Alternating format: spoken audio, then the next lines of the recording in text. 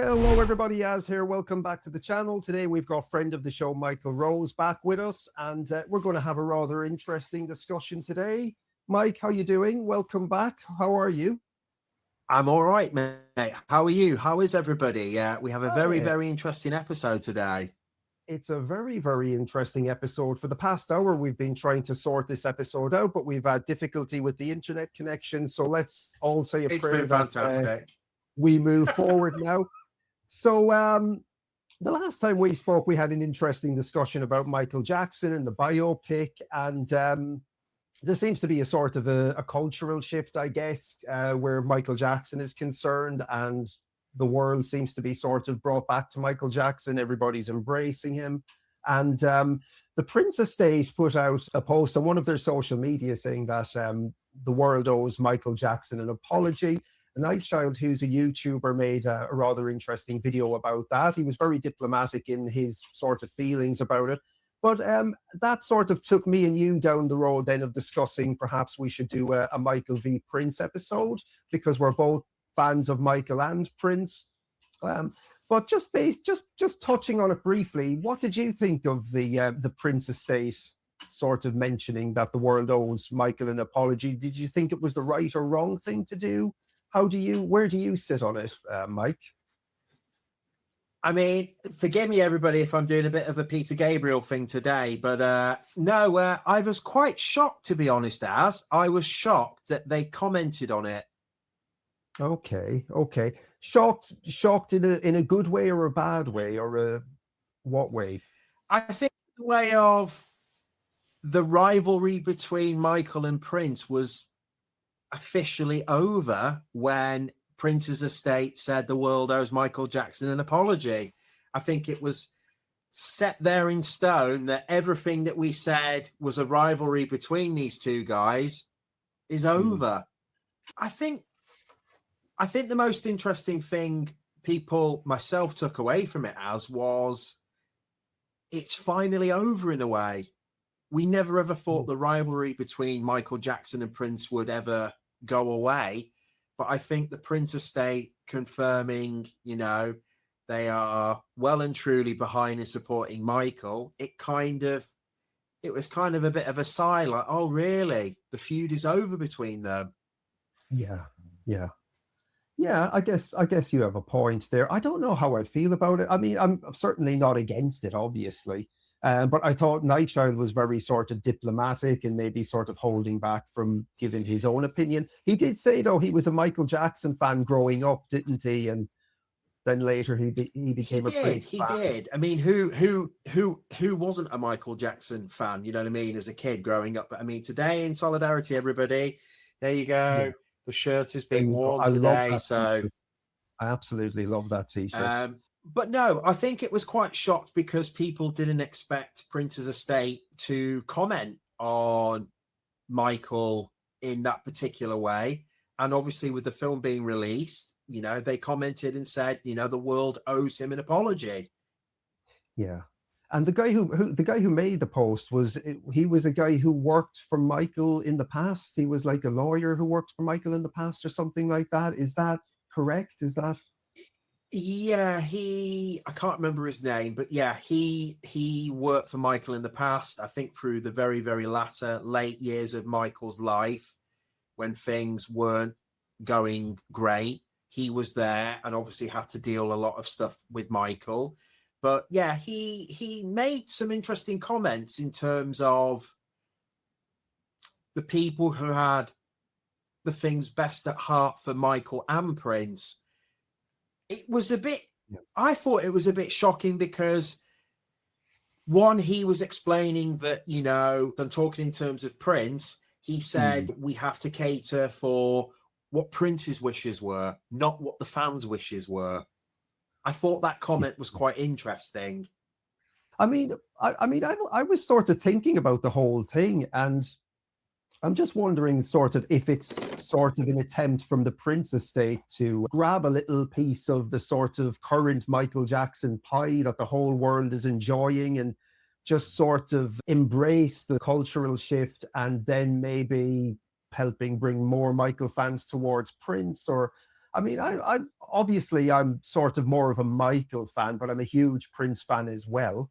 And Mhm. obviously, I suppose being sort of slightly maybe more on the Michael side of it, I didn't particularly have a problem with the comment, but I can see why Prince fans, I suppose, would be maybe upset about it. But I mean, I don't think it does the Prince brand any harm. Or I no, I don't think it does. But I think again, I can't talk for all the Prince fans or whatever out there. oh no, I no, think the fact that obviously the Michael film is out, Michael Jackson fans are enjoying this, but at the same time, I think people will probably get annoyed when, I don't know, the conversation of Prince and Michael Jackson being brought up in the same kind of conversation probably winds people up, but it shouldn't, because at the end of the day they were both around at the same time. And today the biggest question was what me and Az are going to ask you people who write your comments in on here or whatever: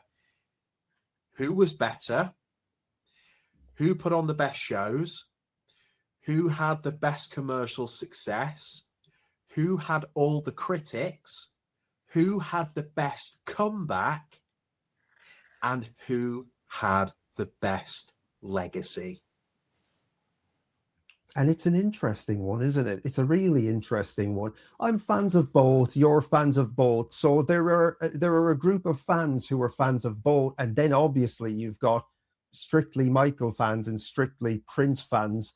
And I guess it's the strictly Mhm. Prince fans versus the strictly Michael fans get into this sort of discourse constantly, and it becomes sort of it becomes more about sort of tearing one down to bring the other one up, and it can get a little bit ugly. But I mean, I think you're right. I think if we can sort of sit down, have a conversation, look at it fairly, and give our honest opinions of who's I I mean, I dare say which one is better, because they're so brilliant in their individualistic ways.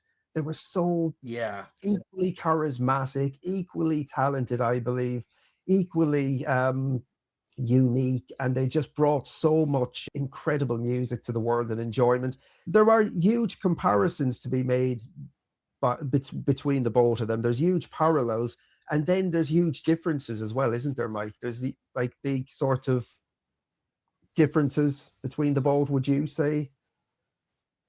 I mean, the list is endless. I mean, if we're going off today, album sales and all of that stuff, Michael and Prince were very different in that matter. But then on the flip side, you have the artistic. I mean, trying to compare them artistically, it's kind of apples and oranges, really, because in 1 year, Prince would bring out 5 albums in a year. And then on top of that, he would be writing for 10 other artists. And that's So just ridiculous. And then, completely different methods of working, what weren't they? They were completely different methods of working. Michael would bring out an album every 5 years. He'd bring one album out every 5 years. Prince would bring out 5 albums in a year. Prince would tour every single year. Prince would make movies every single year. I mean, in his vault, the very famous vault, everybody, Prince had 8,000 unreleased songs, 200 unreleased music videos, 10 unreleased full-length feature films, 3 operas, 2 stage plays. I mean, the list is just endless.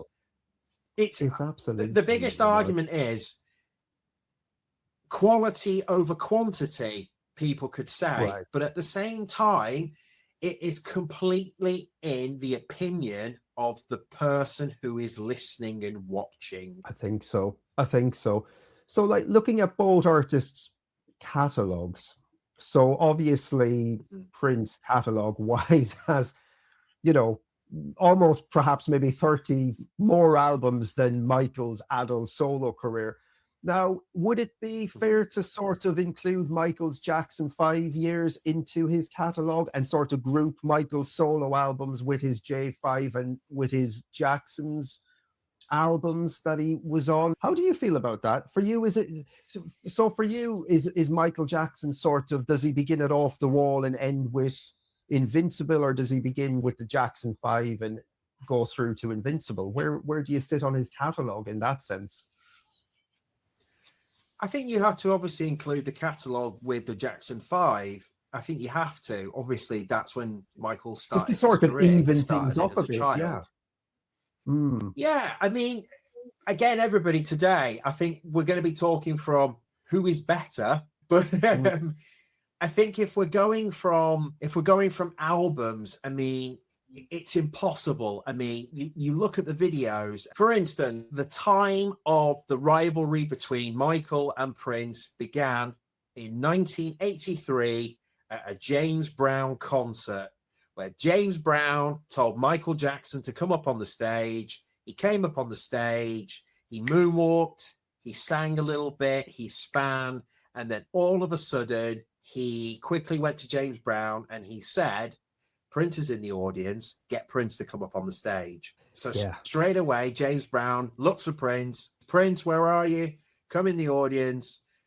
Prince, on the back of his bodyguard's shoulders, comes through the audience, bites his glove off, throws it to the audience. They throw it back at him.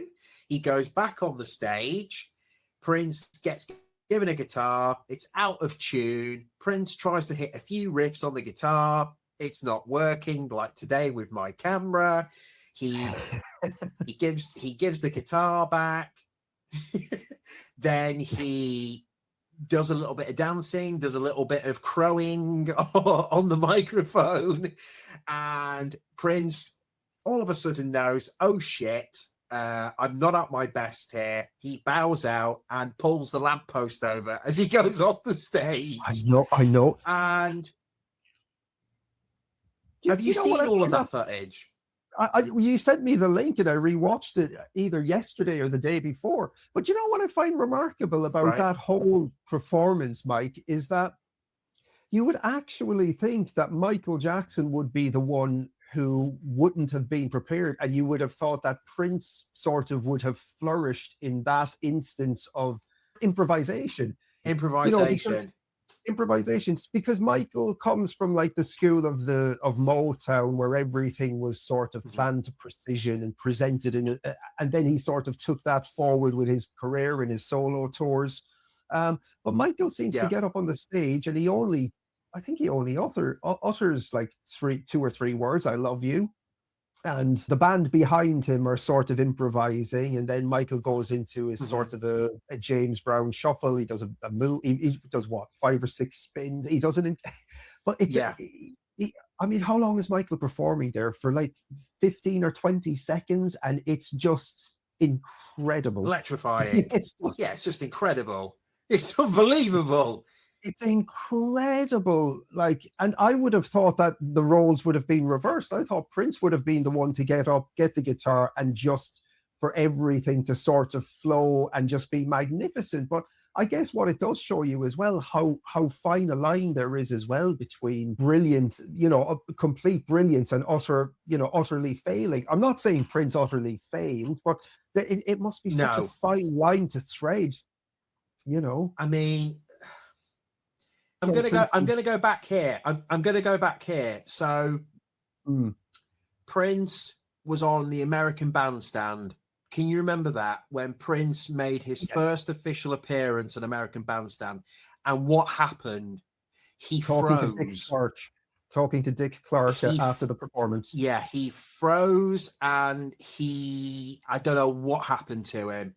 If anybody looks at the footage, he completely freezes and he kind of doesn't know what to do. Prince had a very, very similar moment, not as bad, but in this particular incident where, like you said, you think Prince would be prepared for this particular moment.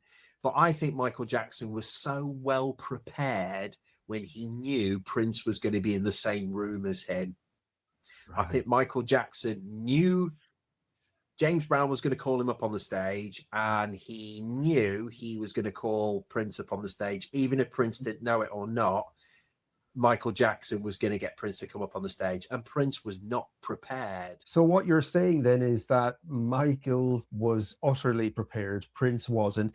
And I mean, that gets back to I don't know if I read it in Moonwalker, Michael Jackson's autobiography, but when Quincy Jones met him on the set of The Wiz, he couldn't believe how ready and prepared and how fluid Michael was in his, delivery of his scenes when they were being shot. Yeah. So do you think so?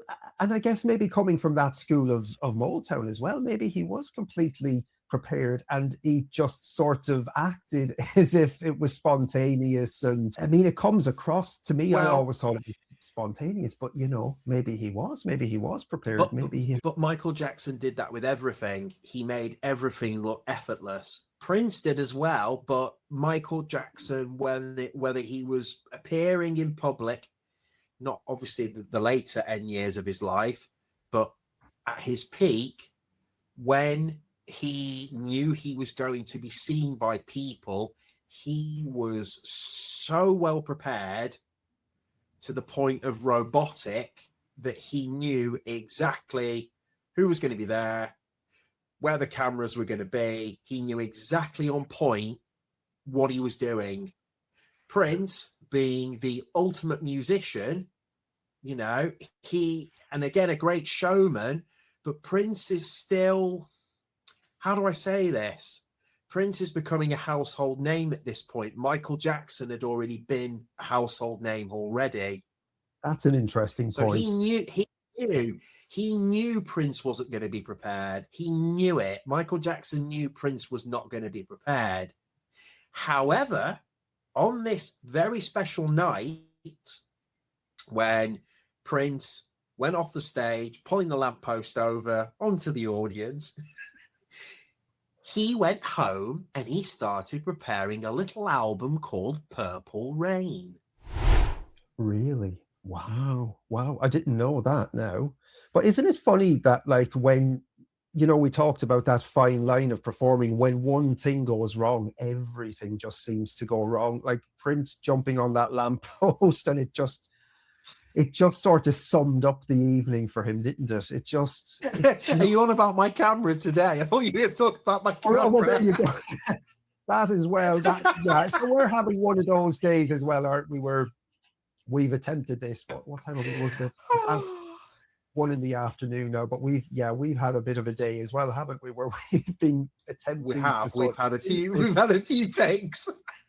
We've attempted to shoot this episode, but we're sort of going with it now, I think, and we're finding our feet within it. So just getting back to what you're saying, Mike. So after that evening with the James Brown performance, was that the same evening where Prince went home and began work on Purple Rain? You got to look at the year. So it's 1983, right? Right. And Michael Jackson is demigod. He is Superman. He's supernova in the world, in the universe, I should say. So we're a year into Thriller. In mind, right. So this, Michael Jackson is at his red hot peak, August of 1983. Prince has just done 1999, the double album.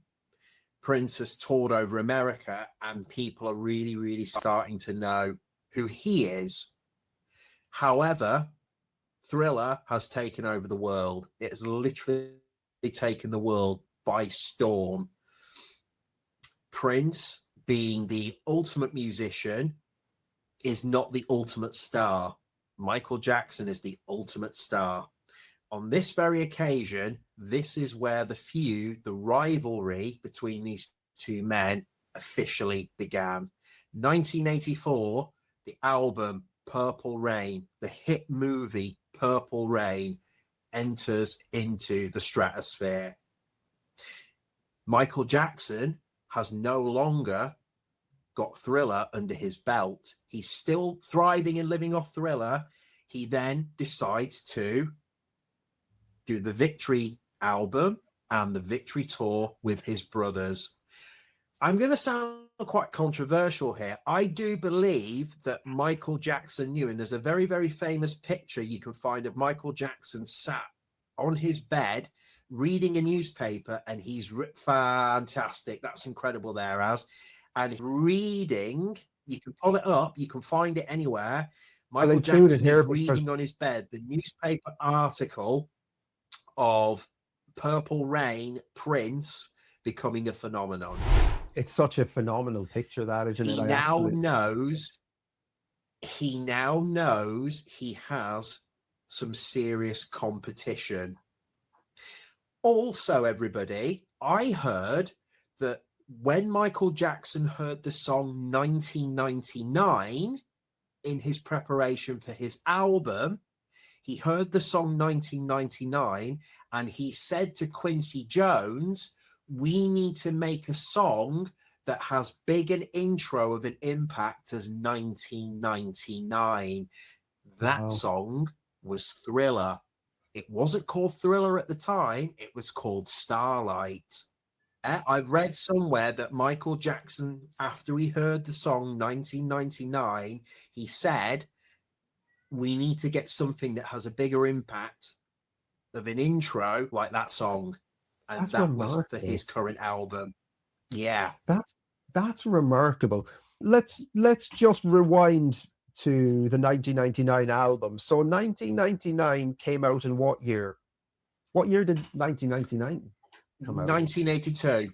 Right. So that actually came out the year of Thriller. So like when comparing albums, like I would always sort of compare it to Off the Wall. I've only got like a special edition there with me, but this is 1979, and that's the same year as what, Prince's second album, the album which features I Want to Be Your Lover. Yes, it does. And then the year after that, 1980, is Dirty Mind. What an amazing album. Dirty Mind. Incredible piece of work Dirty Mind is. Incredible piece of work. And then obviously, Incredible. as you said, 1999 came out, 1982. The year of Thriller. So did that come out after Thriller? It's hard to say. I mean, Thriller is such a juggernaut, and it's such a cultural. Yeah, again, it's one of those horrible things. Thriller came out and everything else was kind of forgotten about. Everything else didn't matter because everybody was listening to this one meteoric album, right? But then, for the first time in Prince's career, he didn't bring out an album in 1983. Wow, I didn't know that. He took a year off. That was the first time. Correct me if I'm wrong, but that was the first time Prince. Obviously, I'm saying he took a break. He never took a break. Prince was writing 5, 6 bloody albums, whatever, writing for other artists, doing all sorts of stuff. But for his particular projects, obviously, you know, he's got The Time, he's got Vanity 6, he's got all these other things, all these other bands and everything going on. But for his particular brand, Prince, for him, he didn't bring an album out in 1983. He waited. People always say, who are usually on the fence of Michael Jackson talking about Prince, they say 1983 was the most interesting year for Prince Rogers Nelson because for the first time he stopped and he waited and he listened and he looked around and he literally wanted to have the biggest. He always wanted greatness, but he wanted the biggest album for his next one. 1984 comes. Purple Rain comes out. The movie Purple Rain comes out. Then the tour of Purple Rain comes out as well. This is when Prince Rogers Nelson becomes a household name. This should have been sort of the breakthrough, the big breakout moment. I mean, this is an incredible album as well, in my opinion. But what didn't Prince do? What did he do? He didn't come and tour Europe. Right.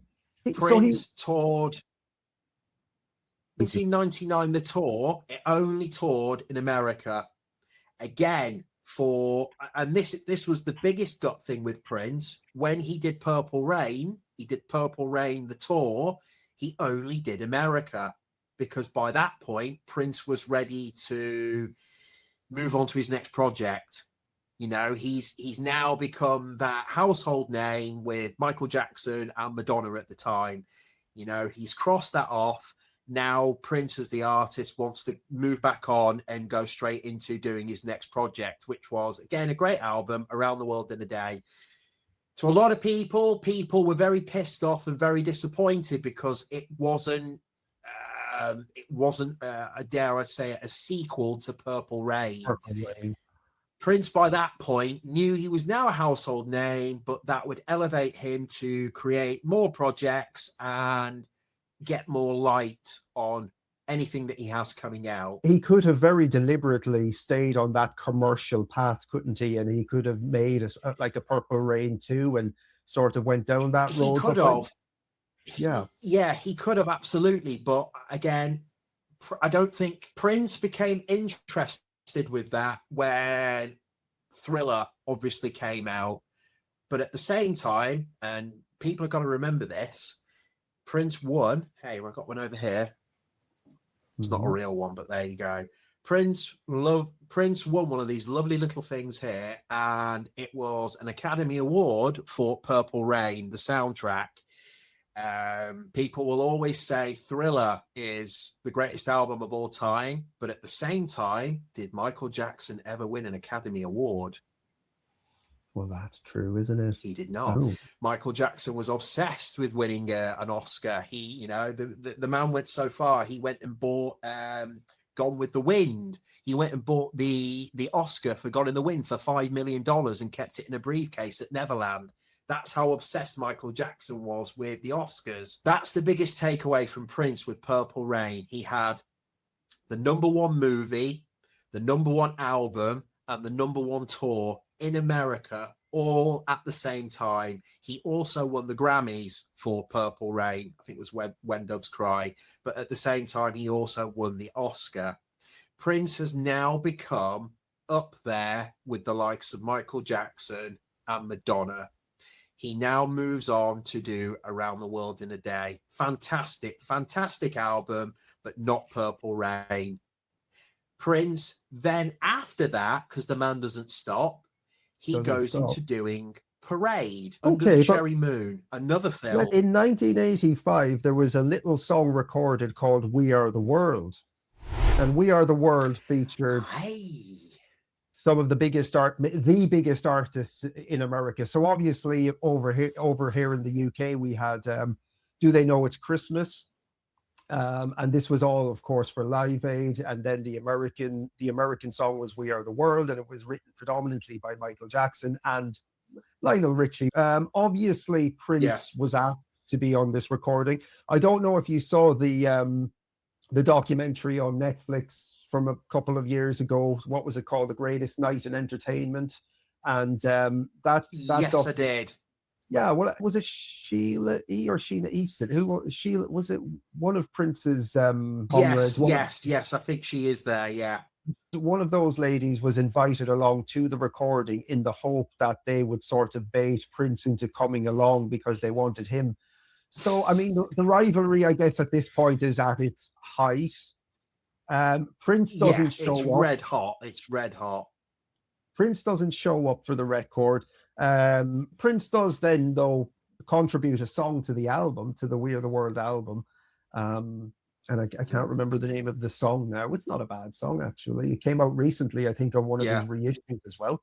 But what about Prince not showing up? Is that then, I suppose, I mean, there's a huge rivalry at this point in 1985. Well, what was the terms? He said he'll only turn up if he could write a song, if he was playing guitar. And again, he was in charge and he was running the room. Wasn't the other way round. So when he said that, is that obviously, I understand the way Prince works and he wants full control if he's sort of handling a project or involved in a project. But do you think there was the whole Michael thing as well? And obviously Michael has sort of written the song and he doesn't want to sort of sing on a Michael Jackson song. Is that? Well, I think you've really put it down there. And as you see in that documentary, Michael Jackson's getting really angry with a lot of the people who are in that session with him. Is it Huey Lewis from the News? He's getting so annoyed with him because Yeah. he isn't doing what he wants. You can see it visibly how upset and how annoyed he is. Cyndi Lauper, her bloody jewelry was rattling, wasn't it? jewelry keeps whacking the microphone. She keeps almost turning into a robot like I am on the camera here. And Michael Jackson, like Az, is extremely annoyed and says, you know, what are you doing? In a very, very professional way. But, you know, you can tell Michael Jackson is in complete control of everything and nobody will cross him. There was no way in hell Prince was going to work with Michael Jackson. Absolutely not. And then because I see a lot in fan discussions, like people sort of saying Prince was like throwing his toys out of the pram and being a bit childish by not showing up. But there was the rivalry was at the height at that point.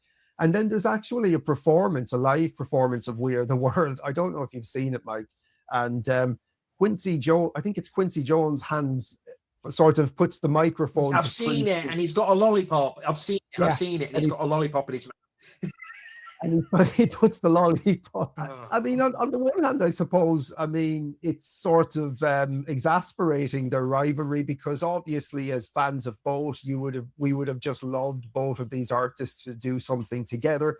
But then I suppose at the same time, it perhaps fuels them to sort of propel themselves one above the other during the 80s and produce these great bodies. Without that sort of impetus, sort of push you and drive you and something to, you know, it's the competition and it makes you want to be better yourself, I suppose, doesn't it? It does. And that leads into the next part, which is the Bad album. Obviously, Prince has done Parade. He's obviously done Under the Cherry Moon, the movie. People got very upset because, again, it wasn't Purple Rain. Prince has moved into artist world. You know, Prince is being the artist. He is in France, you know, he is in the south of France. He is, you know, considered, I don't want to say this uncontroversially, he is the first African American artist to really go into that realm of artist, I should say, from doing this particular film in France. He is certainly making a statement as an artist, as an African American. Then Michael Jackson is gearing up for his next album, which is Bad. Michael Jackson had Paul McCartney on the Thriller album, which was a huge component, a huge calculated component in terms of getting obviously John Lennon is the most famous Beatle in history, but John Lennon had passed away, but the Beatles are still the biggest band of all time, and Michael Jackson managed to get Paul McCartney to go on his album. That piqued so much interest of people in so many different categories to listen to Thriller. Well, Michael Jackson wanted to follow that up with the Bad album. Again, another very calculated move. He wanted to get, and at that time, his biggest rivalry was Prince. And he tried to make that happen with Prince. And it didn't happen. It didn't happen.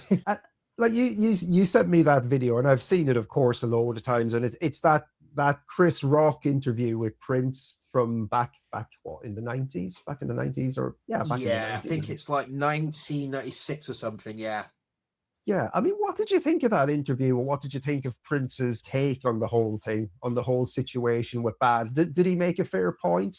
Yeah, I think he did make a fair point. I mean, Prince is Prince. Prince knows exactly what he wants. Whereas Michael Jackson, on the other hand, knew exactly what he wanted. Michael Jackson knew if he got Prince on the Bad album, it may have sold more albums than Thriller. And obviously the Bad album didn't sell as many albums as Thriller.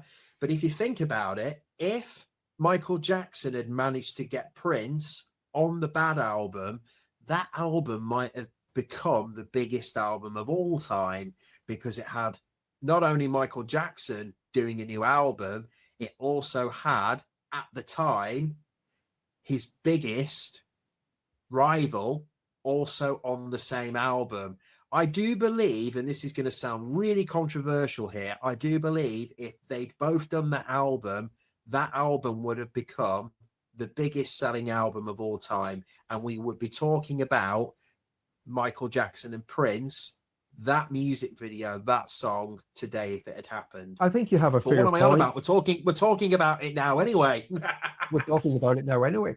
But I mean, and this is the thing, and I think this is what Michael Jackson understood. I think he understood that, like, of course, you needed great songs, but you also needed great visuals. You needed maybe novelty is the wrong word, but you needed all of these different little pieces of the puzzle to sort of engage the wider general public.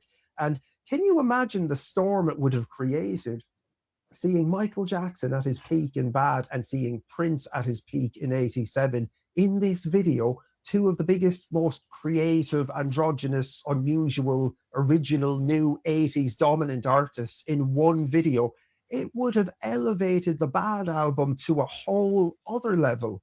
Completely, if not curiosity. People would have just been so curious. It would have been phenomenal. Even if the song... It would have been the biggest thing ever.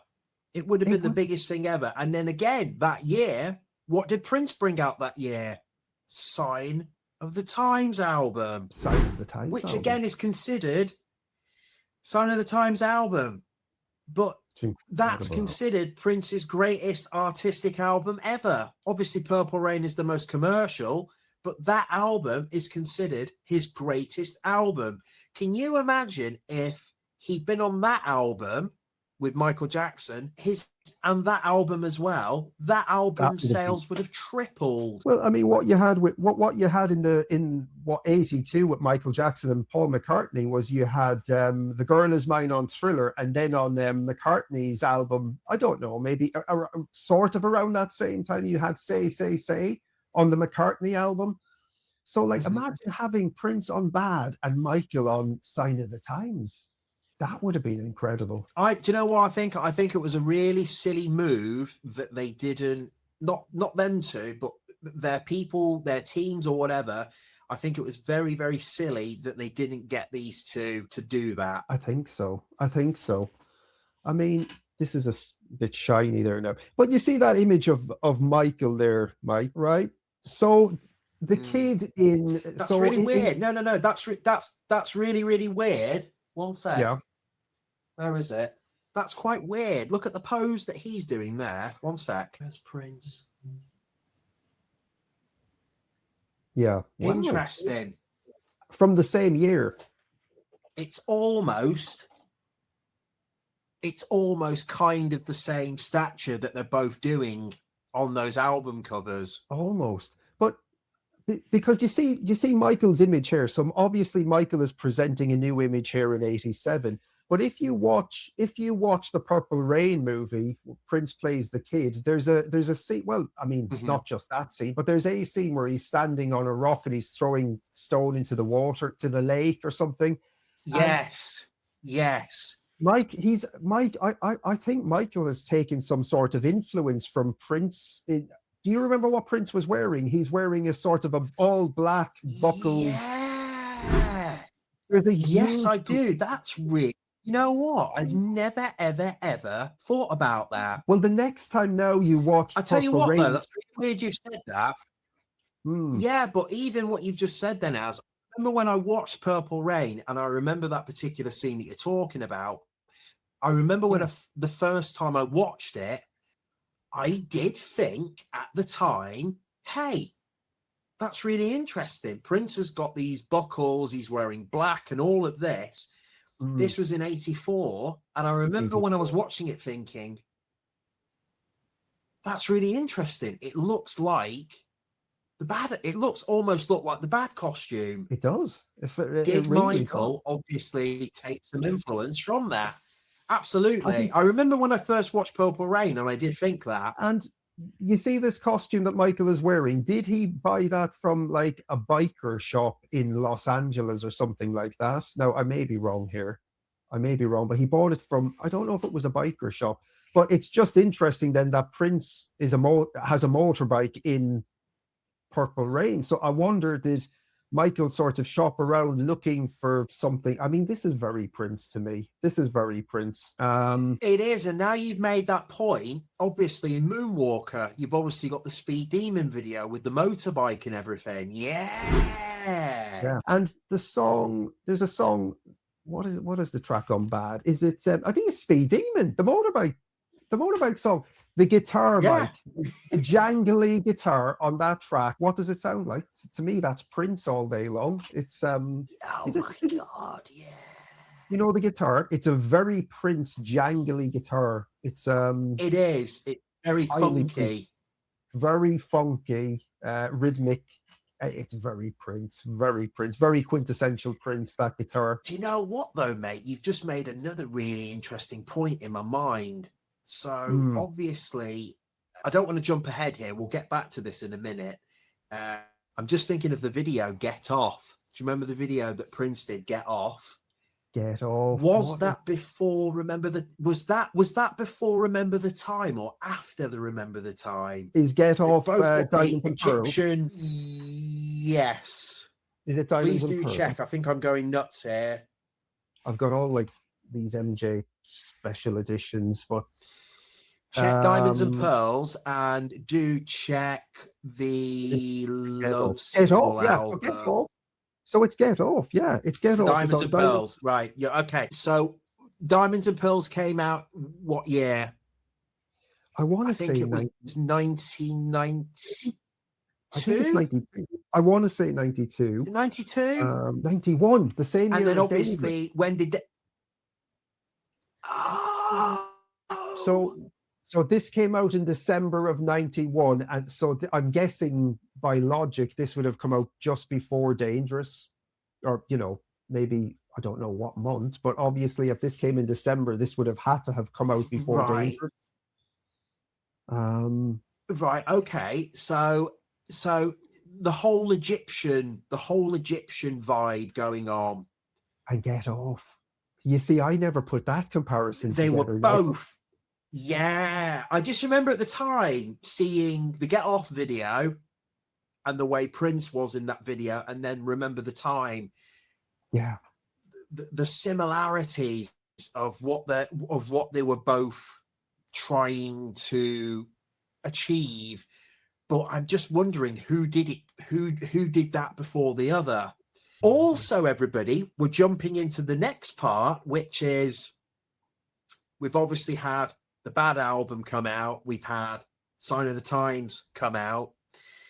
Obviously, Prince has Love Sexy come out after that, while Michael's off touring doing the Bad tour. And then there's another little thing that comes along called Batman 89.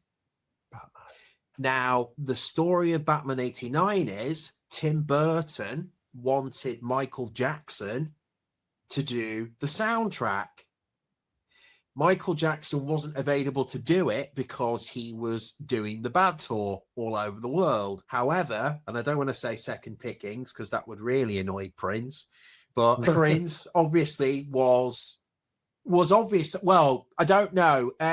Is it one of the actors from Batman said, Jack Nicholson, so obviously another actor said, but Jack Nicholson apparently was the biggest Prince. He was the biggest Prince fan. And he said, if you want me to do this film, or you want me to be a big part of this film, you're going to have to get Prince to do the soundtrack for the film. Obviously, Danny Elfman was doing the orchestral part of Batman, but obviously, apparently Jack Nicholson really wanted Prince to do the soundtrack, right? Now, again, they really, really wanted to try and get Michael Jackson and Prince to both do the Batman soundtrack, which would have been, I can't even explain it.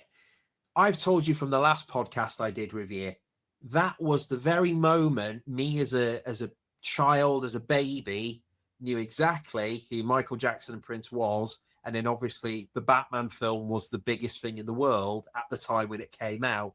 Can you imagine those three things all being molded into one thing at that time? Literally, I think they would have opened schools and people would have prayed there. Yeah, probably. I mean, you're talking about, like, as you said, Prince, Michael Jackson, and then Batman, bringing them together would have been huge. Would have been crazy. Do you know what I mean? You've got Michael Jackson, you've got Prince, and you've got Batman. You've got the you can't get any bigger than that. No.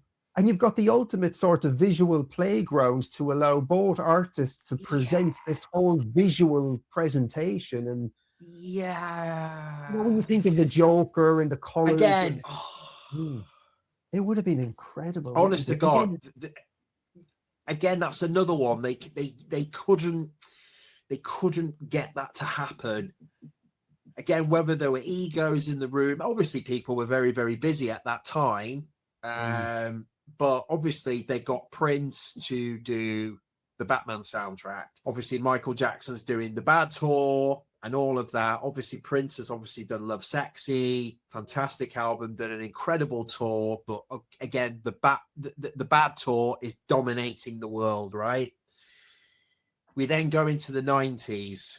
And again, remember that there was an album called Decade that was supposed to happen, and that got thrown in the bin, didn't it? That's right. Yeah, Decade was like a hits collection. And then became the Dangerous album. Obviously, you've got Diamonds and Pearls that come out, but then for this man, he's gearing up to change his name to the unpronounceable symbol. Did the process of that begin in 91? For some reason in my head, I always see that as like maybe 93, 94, but it was earlier than that, wasn't it? It was around the time of Diamonds and Pearls. So you had the Love Symbol album that came out, and then it was gearing up. So yeah, you're right, Az. 1993, and then I don't know if you remember on the Come album, it said Prince 1958/1994. Do you remember? I remember as a kid seeing that, and it confused the hell out of me. I thought, oh my God, Prince has died. Prince is dead. As a kid, I was like, what? I did. I was so confused as a kid. Like, why is this written like he's dead? Really, really strange, right? On the flip side, Michael Jackson's just had his first allegations happen. That's a point. So it's a fascinating time, everybody. You've got 1993, Michael Jackson's first allegations come through. Then Prince is in the midst of getting really annoyed with his record label, Warner Brothers, and is doing everything possible, releasing so many albums as possible to basically fulfill his contract and get out of being involved with Warner Brothers. He changes his name to the unpronounceable symbol. So as we'll remember this, and people listening will remember this, it was a very strange time because the two people that dominated the music world, all of a sudden, they were kind of they were pulled away. They were pulled into their own individual dramas, weren't they? They were sort of pulled aside from. They were still part of the mainstream, but they were caught up in. They were amidst the storm of their own personal drama going on in their life. Yeah. And then we go into the year of I just remember 1994 was an incredible year. If you're a Manchester United fan, yes, come on. But at the same time, it was, well, there you go. Fantastic. And that's why we love you, Az. Are you a fan? You're 1990. Oh my God, mate. Absolutely. 1994 was such an interesting year, the best year for a Manchester United fan, but also it was a strange year because looking back at it, Michael Jackson and Prince were starting to change in terms of the trajectory of how the media looked at them both. It was quite fascinating. We then go into, again, Prince does The Gold Experience. Incredible album. Gold, one of my favorite songs, one of your favorite songs. Prince Love does it. his Love first Gold. #1 hit in the UK, the most beautiful girl in the world. My first Prince purchase, I think that most beautiful girl in the world on single. I think it was cassette single. I had it on. I think that was the first thing I bought. Really, Wow. I had been a fan Really, before of that. Prince? Yeah, I had been a fan before that, but I think that was the first thing I bought. Maybe it was the first thing I bought, like with my own money or something. I was still quite young at that point. I'm sorry to butt in on you now, but Michael changed his hair in the early 90s. He started wearing his hair straight. And there's a picture of Prince Yeah. from one of his singles. From one of his singles, I think it might be from the Diamonds and Pearls album. I can't remember. Was it the single cover of Get Off, where he's wearing a black leather jacket and his hair straight?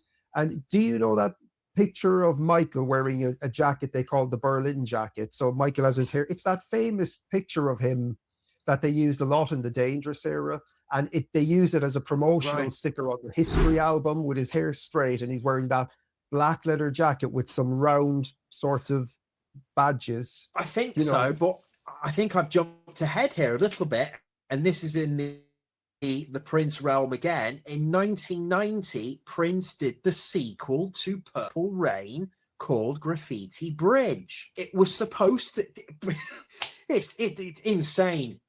Prince was supposed to have, there it is. So Prince, with his many muses, women, Prince was I think he was seeing Madonna at the time. They actually did a song, as you'll have to try and listen to it. It popped up on Alexa, and it's absolutely incredible. Madonna and Prince, incredible. I was like, what the hell is this? This is incredible, right? So at the time, I think Prince and Madonna were dating. I'm not sure. I think it's called The Love Song. I may be wrong, but it's an incredible song, right? Prince at the time was dating Madonna, from what I've heard. Then they, broke up. But Madonna and Prince wanted to do a film together, right? And this was the lead up to Graffiti Bridge. During the Batman era, Prince ended up dating Kim Basinger, who's in the Batman film. And Kim Basinger, and I don't know if you know, scandalous. Kim Basinger, with her lovely voice, makes some interesting noises on the song Scandalous. People go and listen to that. I've heard about, and that's a genuine recording, I believe. Is it, or is it just put on? Apparently so, and I think that is the kid-friendly version. They've never ever released the explicit version of that song. Wow. All right. So yes, Kim Basinger was supposed to do Graffiti Bridge with Prince, but then they broke up and that didn't happen. Graffiti Bridge is the sequel to Purple Rain, and it's a fascinating little film, and it introduces a very talented lady called Ingrid Chavez. She's a very, very incredible poet. Also leading into that, Prince had so many avenues, people, because we jumped ahead and went into Diamonds and Pearls. There was that before Diamonds and Pearls. But the picture you're talking about, I'm sure it's a picture of Prince from Graffiti Bridge with the leather jacket on with the straight hair. Once upon a time, I had long hair, and I actually got a leather jacket to try and look like that picture. Yeah. I'll try and I'll send you a picture. Yeah, do. Picture included here. We're putting the picture here. I will. I'll try and find it, and people go, "Wow, the guy actually had hair." But no, the picture you're talking about. I think the picture you're talking about. I think it's the Graffiti Bridge picture, and then you've obviously got the Michael picture from. You're right. Are you on about Remember the? Yeah, is it Remember the Time you're thinking of with the straight hair? Yeah. So what's he wearing? He's wearing that black leather jacket, and there's like a few sort of emblem. What are they? Like, those round. Yeah, it's the symbols. It's the Prince symbols. He's got the Prince symbols from probably. Yeah. Yeah, probably, I think it is. Yeah, I think it's the actual Prince symbols. But yeah, the comparison is ridiculous. It's absolutely ridiculous, because they pretty much look I think Prince has got a stubble. I think that's the only difference between him and Michael. So. Prince has got the stubble that I've got on the picture. But the comparisons going into the early 90s are quite fascinating thinking about it.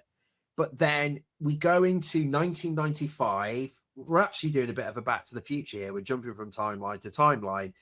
You had the Gold Experience come out. Prince changed his name, obviously. And then Prince does the album Emancipation with your favorite song, The Holy River. Oh, yeah, one of them. I need to revise that. One of them. One of them, right? But at the same time, we'll have to try and do another. We'll try and do a top 10, everybody, today. We'll have to try and do a top 10 of Prince and Michael tracks today, because we did narrow it down way too much to 5. But it's quite a tragic time for Prince at this point, because Prince got married at the time, and Prince did the Emancipation album, and he was expecting his first child. Sadly, obviously, we know the story of that. It didn't happen. The trajectory of Michael Jackson is he's going into as his favorite era, the history era, and Michael Jackson does, is it his biggest number one he did in the UK with the Earth song? It was, I can't remember. But it was only his, was it only his second number one? It was the Christmas number one in the UK in 1995, and it was like the Christmas number one. But did You Are Not Alone go to number one? I can't remember. It has to have. It was huge. You Were Not Alone was probably the biggest commercial success, wasn't it? Was that big? Yeah. Oh God, right. Yeah, it would have been. I think so. So we go into 1996. Prince obviously has that going on, and Michael obviously has also got divorced by this point, I believe. So then there's the incident at the Brit Awards, and then it's a strange time here for Michael Jackson, because this will be the last time he ever does a world tour. And that world tour was where you saw him live on. But that was the last official world tour of Michael Jackson. And after that, things were kind of not the same. He didn't release anything for a very long time. He became a parent at that time. And then obviously the Invincible album came out, but there was no world tour. And there was no special TV appearances. I think he obviously did that American Bandstand thing in 2002. He obviously in did 97, the 30th. In 97 there was the Blood on the Dance Floor album, but I suppose that's while he was on the history tour, and there was the Ghosts thing. That was while he while he was on the history tour. Well, he was on the history tour. After that things went quiet, didn't they? Things after the history tour and all of that promotional stuff. Things went quiet, and then obviously he did the 30th anniversary special in New York. A very, very strange time to happen, because the biggest thing in history happened at that time. And the Invincible album came out, and then there was really nothing after that. And then more and more controversy followed, the Bashir documentary and all that stuff. On the flip side, Prince was doing that many albums that were not really known to the public. But then around 2001, Prince became Prince once again. And all of a sudden, he had this incredible, there it is, Prince, Raven to the Joy fantastic album. All of a sudden, Prince started having this unbelievable resurgence. I mean, there's that phrase, don't call it a comeback. Prince, it was literally like this on a meter. Yeah. Wow. Prince, all of a sudden, did the unthinkable. He managed to grab the public's attention once again. He went into doing an album called The Rainbow Child, The Rainbow Children, that was obviously still very obscure, but then all of a sudden he started being known as Prince again, and then he started to do some incredible, and by the way, he's still touring and doing everything, but then Prince does an album called Musicology. Well, then all of a sudden he all of a sudden starts doing tons and tons and tons of TV appearances, late night shows. Obviously, Prince has been doing this already for a few years. He's gone on CNN with Larry King and everything. But then all of a sudden, Musicology starts becoming a big hit in the charts. Prince starts touring and saying, you know, real musicians do real concerts and real tours. Then all of a sudden, Prince does 3121. And then all of a sudden, because previously in the early 90s that me and Az forgot to mention was Michael Jackson did the very, very first halftime Super Bowl show that took the world by storm. I don't remember that at the time because Michael Jackson was doing that many things. I just don't remember at the time him doing the Super Bowl show as a kid, even though weirdly enough, I was in New York at that time, I think, when that was going on. I'll never forget, as when I was in New York the very first time, I remember seeing on TV in America, Michael Jackson dressed up with a mustache at Disneyland with Lisa Marie Presley. I remember seeing that on the TV at the time and being so confused what was going on. But that was when the Super Bowl was going on at the time. Skipping back to what we were saying earlier, Prince decides to do the Super Bowl.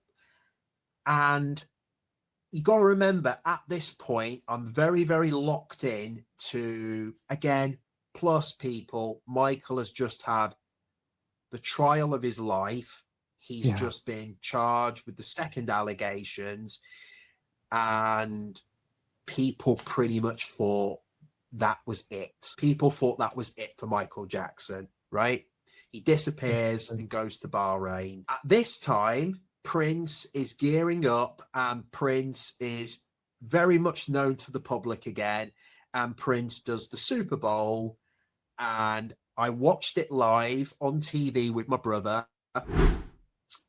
and our jaws were on the floor with the thunderstorm, with all the lightning going over the top of the stadium, and the huge symbol coming up, lit up, and Prince just completely takes the audience by the throat and gives them a show of a lifetime. And I knew from watching that Super Bowl, he's going to tour.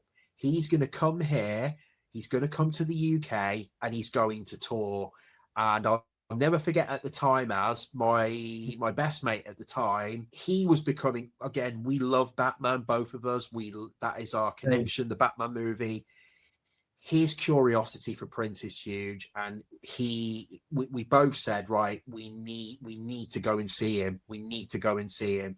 We go see Prince, and Prince completely unreal, like in my last podcast, makes my jaw fall to the floor. And I'm thankful, like as I'm thankful I got to see Prince live. The greatest musician, I should say. I got to witness him live in concert. Prince at this point becomes a household name once again, and the public adore him and take him back in. The flip side is people are now waiting for Michael Jackson to come back. Yeah. We wait, and it doesn't happen. 2007.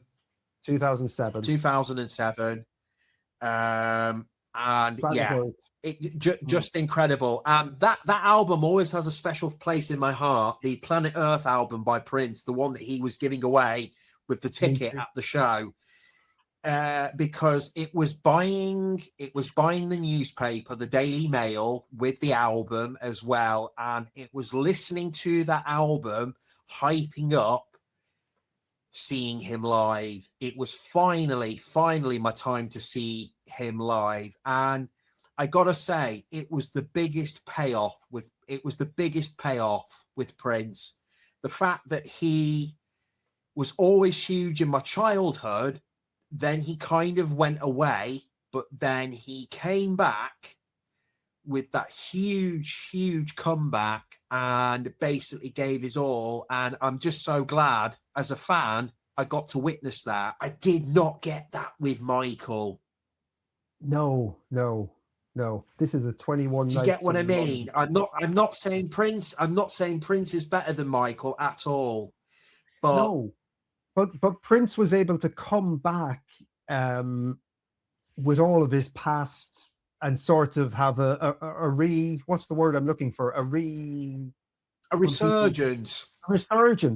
He was able to have this resurgence and come full circle, and his catalogue was cool again. Yeah. And all of the hits. And were we going to get that with This Is It, or am I jumping ahead of you? Was that what This Is It could have been for Michael? I mean, it was going to be in the O2. So we had 21 nights in the O2 with Prince, and then Michael was doing his This Is It concerts. Would it have been the same resurgence? We did discuss This Is It and your conversation with your father, and I mean, I think there was something in the back of my mind at the time as well that I wasn't ever quite sure that This Is It was going to happen. And I don't mean to come at that from an angle.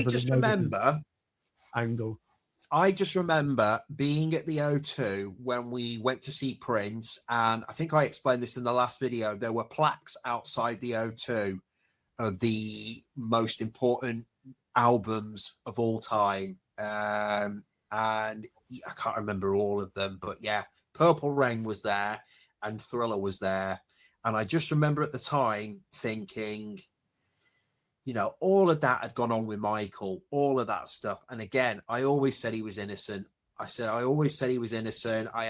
it to family members, everybody, that he was innocent, and you probably would have done the same as.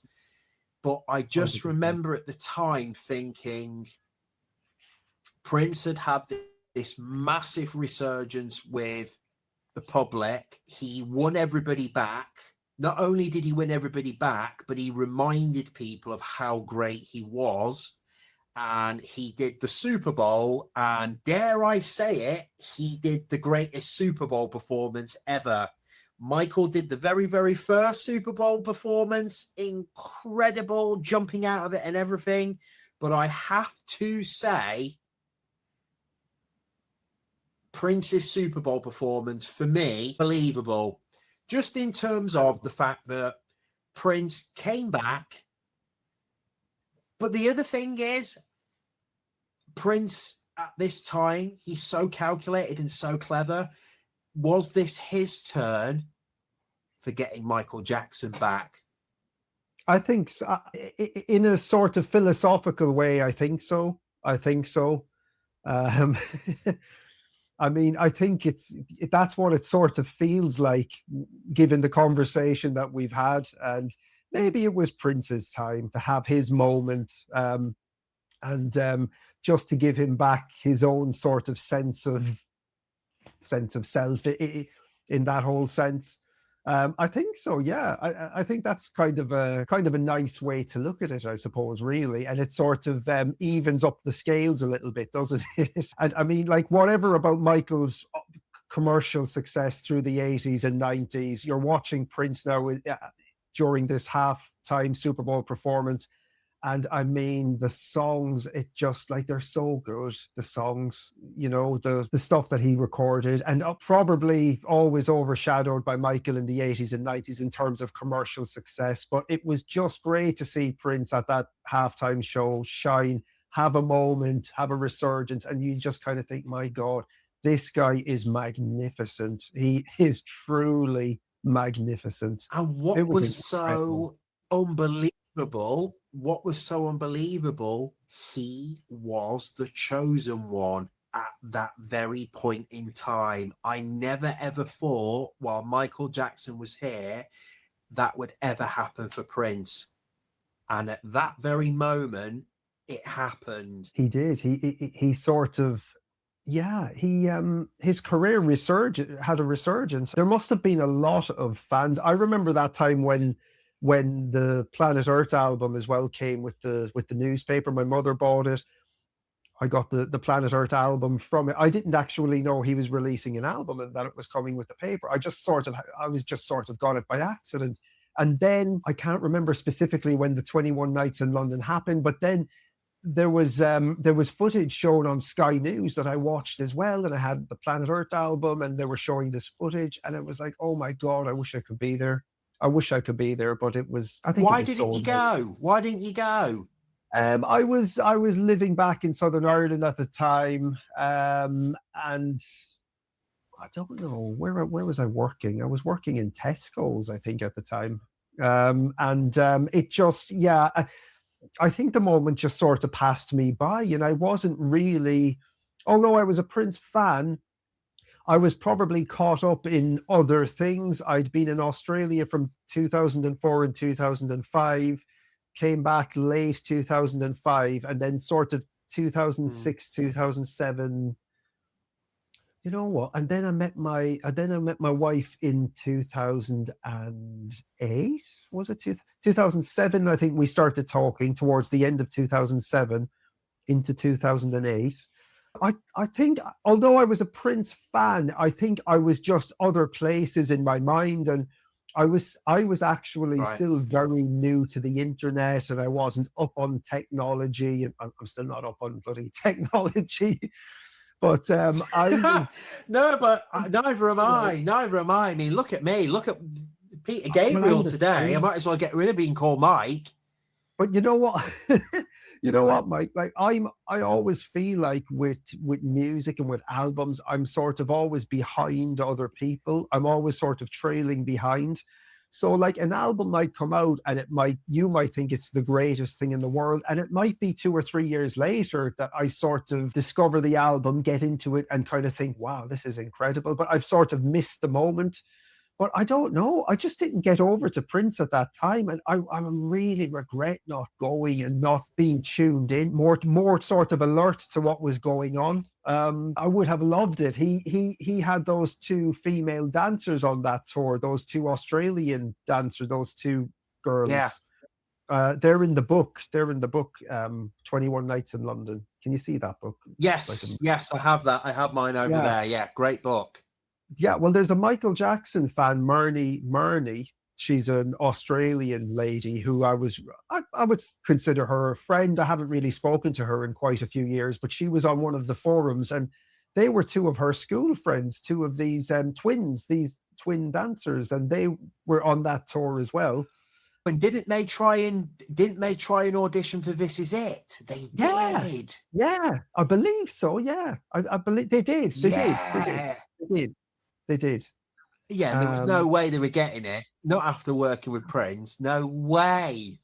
Oh, can you imagine if they had gotten it and Michael has gone ahead with the This Is It? No, it was never going to happen. No. Things like that don't happen. Things like that don't happen. Yeah. So I suppose even when they showed up for the This Is It audition and they said, yeah, we've done Prince's 21 Nights tour, or, that was probably the end of that, maybe. Wow. So I'm going to ask everybody on here, and I'm asking Az, who was the one with the start of this conversation today from what we spoke about? Who is the one who comes out on top from this rivalry? So are you asking me, or are you asking our viewers or listeners? You're asking all of us. You're asking everyone. I'm asking the viewers. I'm asking your viewers to write in now. But I'm also asking you, my friend. I don't know, because you see, for me, the thing is, like, Michael has always been my sort of favorite artist. I would always sort of put him above everyone else. But Prince is just so bloody good, so prolific, so talented, so mesmerizing. I absolutely love his albums. And the thing about Prince as well is you watch Prince's concerts, he gave you something really different every time and really sort of intricate. And his output versus Michael's output is like, I mean, Prince is in a category of only probably about 4 or 5 musicians. Neil Young, Bob Dylan would be the same in terms of their sort of output, the amount of music. The Grateful Dead were another American band who, if you were to become a Grateful Dead fan, it's almost impossible because their output is just so overwhelming. They like go on tour and they would put out like an album for every concert, live albums, I suppose, a lot of it. But I'm sort of talking myself into it, a sort of a strange dead end. How do you quantify, like, how do you arrive at a decision of who is better than the other? Do you do it from an artistic sense, a technical sense? I mean, the thing about Michael for me was that Michael for me was the artist who was able to communicate with the most people around the world. He was able to connect with the most people around the world in a way that nobody else ever quite did. And I know people will put Elvis and the Beatles into that sort of conversation of commerciality and success. But Michael just, I don't know, Michael's stuff. Okay, I'm going to say this about Michael, but a lot of Michael's stuff hits me spiritually and sort of brings me to places that other artists can't. But then I could say the same for Prince as well. When Prince's music hits, it just hits me in a spiritual way, and I get those chills through my body, the hairs on the back of my neck, and all of that sort of feeling as well with Prince. I can't give a definitive answer on who I think is better. I mean, I could give the biased answer that Michael would be my favorite, but that doesn't really sort of explain anything, or it doesn't sort of explain anything for me. What about you? Like, do you have a definitive answer to who is better? I mean, obviously, Prince played 25, what was it, 21, 25 instruments, and he played them all at an exceedingly, good level. Like, he wasn't sort of amateur at any instrument he played. He was, what's the word I'm looking for? I'm losing all my words today.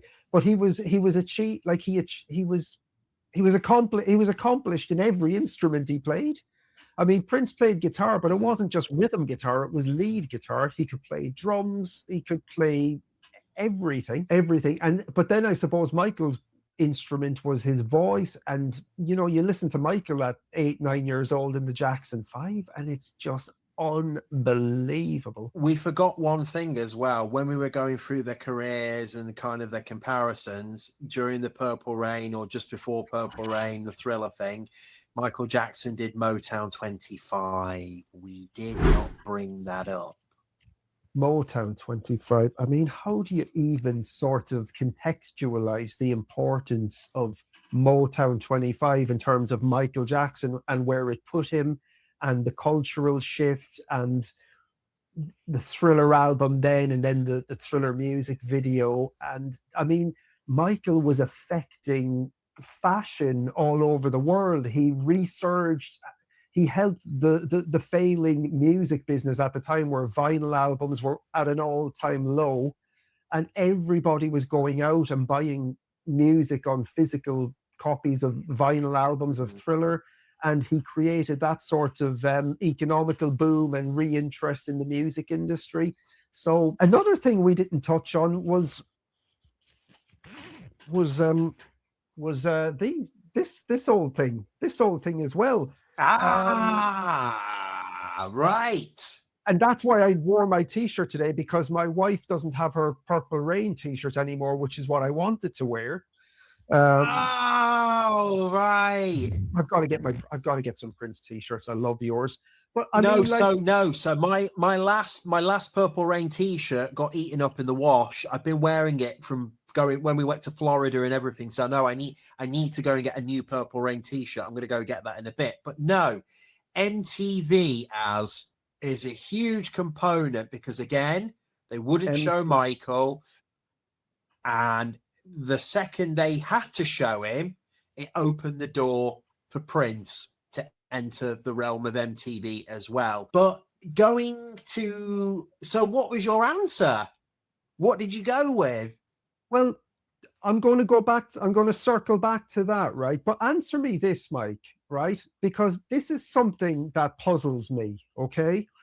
So Michael is always held up as the artist who elevated MTV. And I believe that. I believe Michael was the one who sort of pioneered the music video to short films and made them more artistic and more like mini movies. But then I always see a counter argument from a lot of Prince fans who say, actually, Prince was on MTV before Michael. Have you ever seen that argument leveled at the Michael Jackson thing? I did not know that. Well, I've seen this a few times. I've seen Prince fans come back at this argument that Michael Jackson was the first black artist.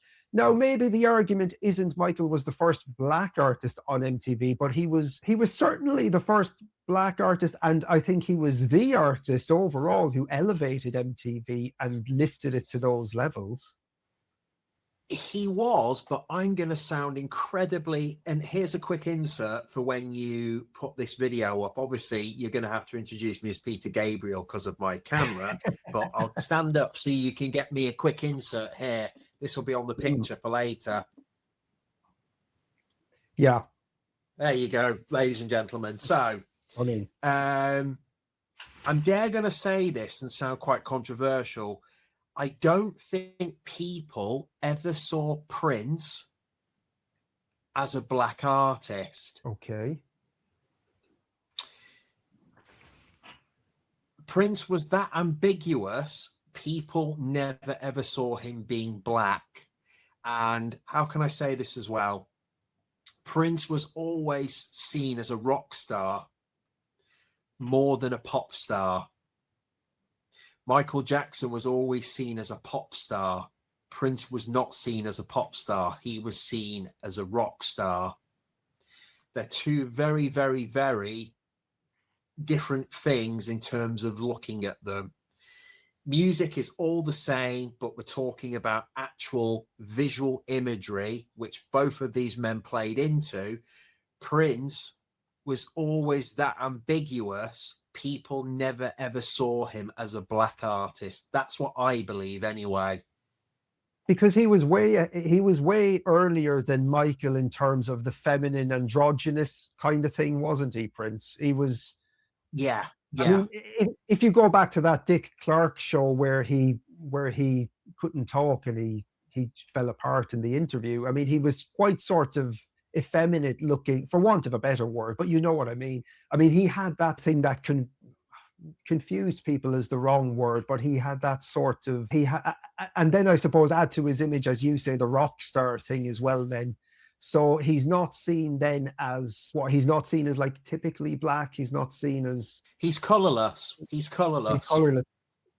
It's so interesting. And this is, again, an incredible debate for what we're talking about. Again, I think with Prince was always seen as, he was never seen as a black artist. The black community always loved Prince, but he was never ever seen as a black artist. So what about Michael? Because I always felt, I'm not going as far back as the Jackson 5, but like sort of in the 80s, maybe sometime after Thriller, Michael is, his image is changing and all of that. Does Michael become colorless in the same way? Because I often sort of felt like that. Like me growing up, I never thought of Michael as black or white. I just thought of him as Michael Jackson. He seemed to sort of transcend.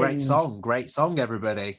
Great song. Michael too, I would imagine. It's got to be in Michael too. No, but you're making a great point, Az. I think, unfortunately, and this is the tragedy of Michael, in a sense, Michael felt him being Michael. Again, this is from my own personal opinion. I think Michael did a lot of that stuff again because he wanted to be considered colorless. Okay. As an artist. There's all of the other all the controversial things, obviously with not looking like his dad and all of that. But Michael Jackson comes from the Jackson 5. There's a particular image. Everything's to do with image, you're an actor. You're always being judged by how you look, right? Especially in Hollywood, always, right? In the music industry, very, very different. With music is colorless. When you listen to music, it's colorless. Music is music. However, the imagery, the visual imagery of what you see is what you get. And the more and more you play around with that, and the imagery changes, the perception changes. Yeah. Whereas I think with Michael Jackson, because of him being a child and being with the Jackson 5, and as he says in the movie, he wants to become who he wants to become to be. He wants to try and get as far away as possible, whether it be his music, whether it be the way he looks. He wants to become as far away as possible because people will always remember him as that very thing. And that's what Michael Jackson tried to do his whole career. Whereas with Prince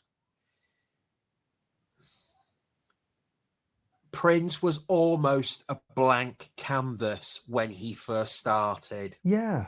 That's interesting. That's interesting because when Prince started, he'd had his childhood and his upbringing out of the limelight, whereas Michael sort of grew up in the limelight. So it's two different starting points, isn't it? It's two different. And Michael Jackson never ever wanted to be pigeonholed. Whatever that meant to him in his own head, he never ever wanted to be pigeonholed into one category. Whereas with Prince, you could have put him in any category. Michael Jackson was so ingrained in people's minds as a child from the Jackson 5 in that particular genre. He made it his very, very choice to make sure he could elevate himself and cross so many different categories. But he was so famous as a child, he fought so hard to get away from that very image. Whereas with Prince kind of, like I said, there was no categorizing him at all. Whereas with Michael Jackson, in his own head and his own imagery, it was working against him. He never, ever had to change, but he thought he would always be categorized because of the way he looked and the particular music that they made. It would always put him in a category, and he never ever wanted that. Right. That's interesting. That's really interesting. What's your take on it as? No, I think you're right.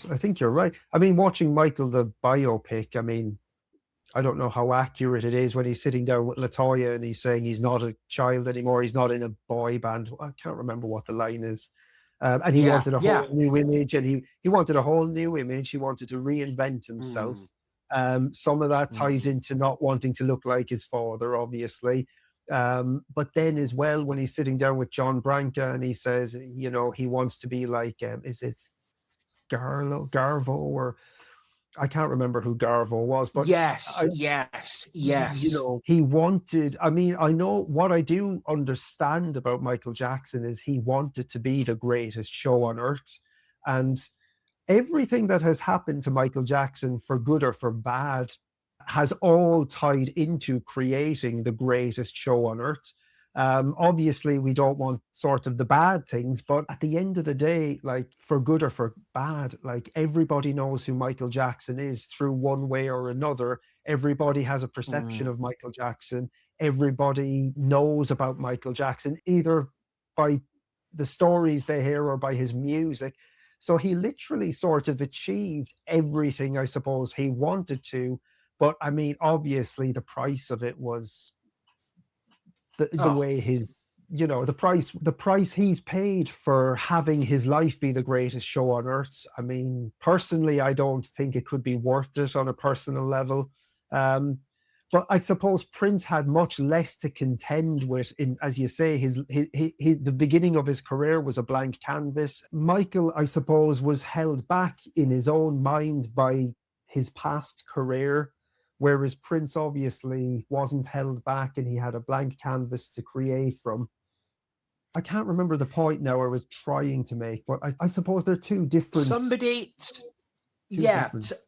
I'm gonna throw something at you here, Az, and everybody on here. Has everyone ever heard of a phrase called crossing the Rubicon? I have heard of that phrase, but okay, I've heard of that phrase. I don't quite know what it means, but I am going to make an educated guess, if that's the saying. Does that sort of allude to crossing a certain point and there's no coming back from? Is that yes sort of what it would be? Passing a critical point of no return and then building the infrastructure or taking deliberate action to ensure you never turn back. Wow.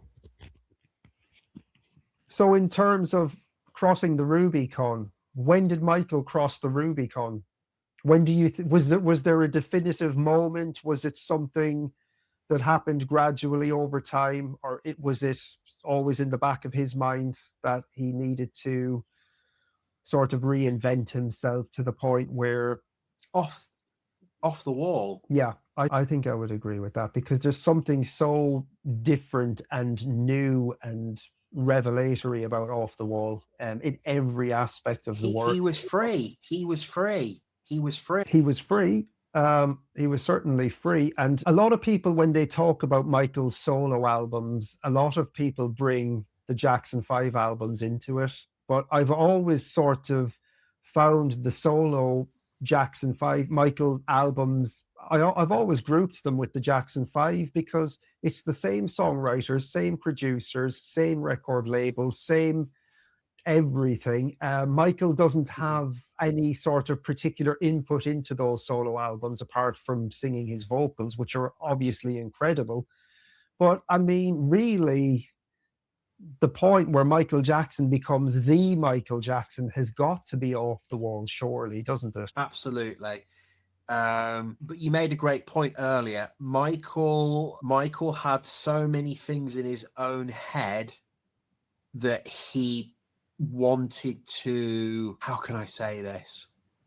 Because we're on a very interesting, controversial, we've gone very deep, because these two men were really blurring the line with race and music and everything, but particularly with Mr. Jackson. I think Michael Jackson wanted to, how can I say this? And I can say this about Prince. You can say it. I'll say it.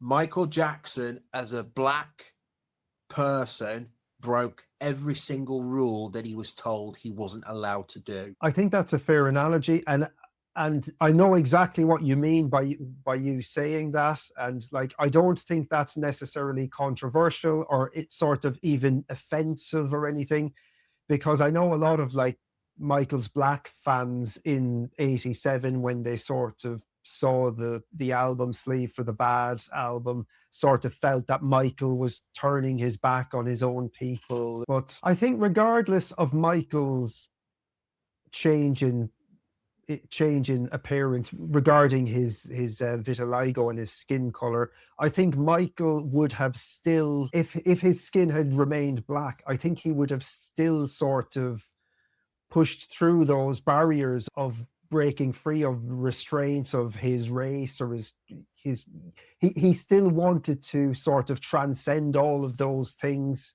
all of those earthly things, and become more than just sort of a category or put in a box. I think he would have always sort of transcended color and race, and I think he would have done that regardless of the change in his pigmentation of his skin. I think he would have always done that. I mean, he embraced rock music, which some people might think, and I suppose it depends on when you were born. I suppose a lot of people think rock music is a predominantly white music, but rock music goes directly back to black music. That's where it all comes from. But Michael transcended everything, color. And I know a lot of people on the surface level, they just see that, they look at the Thriller album, or they look at the Off the Wall album and the Bad album, and they see, well, he's completely changed his image. He's turned his back on his race and all of that. But obviously, it's a lot more complicated than that. It's a very deep rabbit hole to go down, isn't it? It's a very very deep rabbit hole. You're lost in thought, Mike. What are you thinking? I'm going way off. No, no. It's a fascinating topic to talk about. I mean, we're talking about the rivalry of these two guys, but for them as individuals, I think for Michael in particular, it was like how I said, for the very person who he was, there were limitations put in front of him. He was never ever, from how he was brought up and what he went through, he was never ever going to allow any limitations stop him. And I mean, I don't know how accurate the timeline is in the Michael movie, but he's in the recording studio getting ready to record Don't Stop Till You Get Enough, and Quincy Jones goes into the booth, to the mixing room, and I think that's Bruce Swedeen next to him. And yes, Michael, it is with the moustache. Yeah, it's Bruce Swedeen. A little cameo there from Bruce Swedeen. But Michael then is overheard in his microphone asserting to himself affirmations of, you're the greatest of all time, you're beautiful, you're strong, so there's a very deliberate approach to his evolution and to what he achieved and what he wanted to achieve. And I think he did that, didn't he? He achieved and he went beyond. So he crossed the Rubicon to the point of no return to...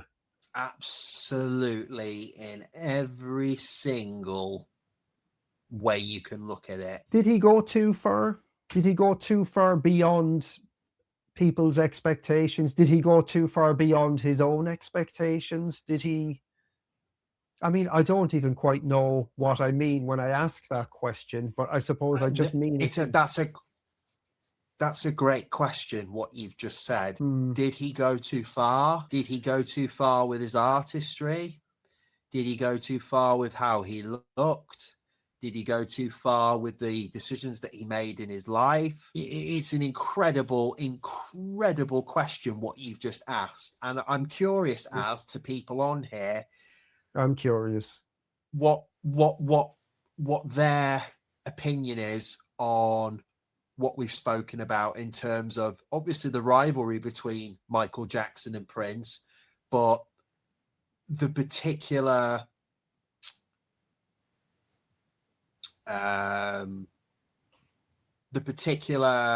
visual imagery of how they brought their artistry to the world and how they were perceived in many people's eyes from all over the world, from different countries, from different cultures, from black, white, anything, how they were perceived. And it's very, very interesting how they were both perceived in terms of their race, in terms of masculinity, in terms of femininity, everything. It's fascinating. Let me ask you this, Mike, right? If Michael Jackson was evolving from the constraints of the Jackson 5, his family, his Joseph Jackson, and the last time we spoke about Joseph Jackson saying to him that very sort of foreshadowing moment where he says to Michael Jackson, as bad as Joe Jackson was, he does have that moment in the movie where he says, no one will understand you outside of this place. In other words, outside of the family thing. And he says, you'll surround yourself by people who'll say yes to everything, right? So Michael Jackson breaks free of the constraints of his father, and then he sort of propels and pushes himself into a world and industry of mega superstardom to the point where he's surrounded by yes people. But what were Prince's? Did Prince have any constraints? I know he sort of had maybe a partial volatile upbringing. Like what was Prince breaking free from? Was Prince breaking free from something in the same sense that Michael was breaking free from the constraints of his father? I think he was. I think, and again, this is a perfect way to go into the next part. Again, I think Prince was a very, very short person of his stature in terms of his height. Prince was bullied a lot. Prince was called many different names as a child. Prince even said, I think it was in the Oprah interview, he said he created a personality for him to cope with all of that stuff. He created a personality, his own inner personality in his own head that would, and this was profound what Prince said, that would nurture him, look after him, and make the best decisions for himself because nobody else would do that for him. And that is profound. Wow, it certainly is.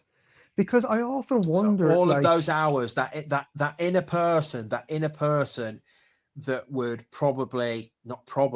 it made Prince not sleep. It made him write music every single day, practice every single day, read, educate, learn new cultures, learn anything from physics to anything. It would have pushed Prince, again, with no limitation, because in his own head, he has that voice in his head that tells him, no matter what is going on around you, you will push forward and you will do exactly what you need to do because the person inside of you is telling you to do that. It's unbelievable. I mean, Prince's level of work and input into what he did is just he was operating at an almost insane, unheard of level. He would be in the studio. He was. Yeah, he would be in the studio with his musicians and his band and working on a project, and then they would go home to bed, and the next day they would come in the studio and he would have an entire and he'd still be there. He'd still be there. Yeah. He'd still be there with an entirely new composition, a new song, and somebody would say, where did this come from? And he'd say, oh, I done this during the night. But that, again, is Prince's inner person. And again, from people teasing him or all of that stuff, it was fuel for him to achieve what he wanted to achieve. But then the fascinating part is both of these men died in their 50s in very, very, very mysterious circumstances, both from drug overdoses. From what we know. The tragedy of Prince is Prince died in the very building where he would work all day, all night, till the next day. And the very place that was his Mecca is where he died. It's so sad the way the both of them ended up. And what I find striking about it, or what I find sort of unbelievable about it, is you looked at someone like Prince and he was so sort of loose and limber and an incredible musician, and he was able to dance and sing and perform, and it was all just explained by saying, well, he's Prince, he's Prince, and it was the same with Michael Jackson maybe in the 90s up to a point, whereas but with Michael you saw a decline in Michael. Let's be honest, you saw a decline in Michael, but Prince, the decline was much, there was no real decline in Prince, was there? Obviously he was on that tour where there was, and you'll remember this and I remember seeing this and being alerted by this. when Prince was on a plane and they had to make an emergency landing. And I remember seeing that news and I thought, that's really strange. They had to land the plane and then they said, oh, there's nothing wrong with him. He's just got a cold. He's got a cough, a cold or whatever. Yet you had to land the plane.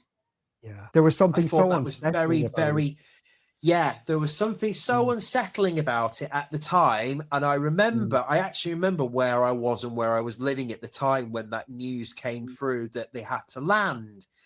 And I thought that's really strange. And then I don't know was it a week later or how many? I can't remember. Then the news comes that give or take, Prince is doing the microphone and the piano tour. And Prince says the eeriest thing to the audience, which to this day is so almost foreshadowing the next part of what's going to happen. He says, save your prayers. Save your prayers. I know. What the hell is that all about? Prince had a habit of speaking cryptically while he was alive and speaking sort of in coded ways regarding upcoming things he was doing.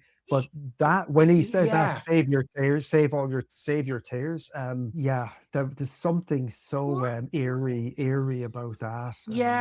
And I remember after watching when they announced that plane had landed for the next I remember watching and just seeing what was going on with Prince for the next how long it was up until his death.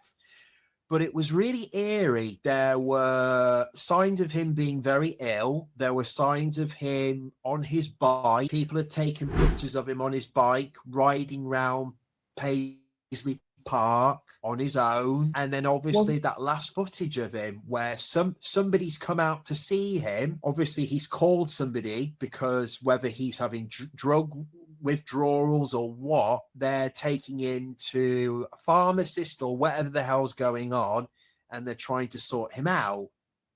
It's really, really strange, bizarre. People have seen the footage on YouTube where he goes with somebody to a pharmacist and they're checking him in, then checking him out. It's like, what is going on? And then we get that news that he's dead, and there's the footage of him. This is the tragic thing of Prince. There's footage of him where he's dead on the floor, and like my daughter has said with Michael, is Prince really dead, Dad? Is Prince really dead? And I said he is, sweetheart. He is. There are pictures, and I said, you know, you don't need to see these pictures, but there are pictures of Prince dead, and it's devastating. I'll never forget what my brother said when he saw those pictures of him dead. He said, that is so strange seeing him like that because Prince is so alive. I know. I saw that photograph, it's just, my God. It just, I think I spoke to you in the past about like things giving you a sense of closure. But when you see these pictures of Prince, they're very upsetting. And I'm not suggesting that people go seek those pictures out or anything. I don't even know. No. But my God, I don't. I think they are. But it's devastating to see him like that. Devastating. It's devastating. Yeah, it's devastating. Devastating. It's so hard. My God. And again, we still don't know what happened. But Mike, wasn't there something so lonely about Prince's last a few weeks or week? You're talking about him coming out of the hospital, doctor surgery, coming around Paisley Park on his bicycle. I don't know. There's just something for me felt very sort of lonely about his last. I don't know. Maybe I'm just sort of all tied into. No. Az, you're absolutely right. But I think the one thing again, because we look at Prince like a god, is I don't think, and with any person in this world, you would ever get over your child passing away. No, no, you never would you? No, no.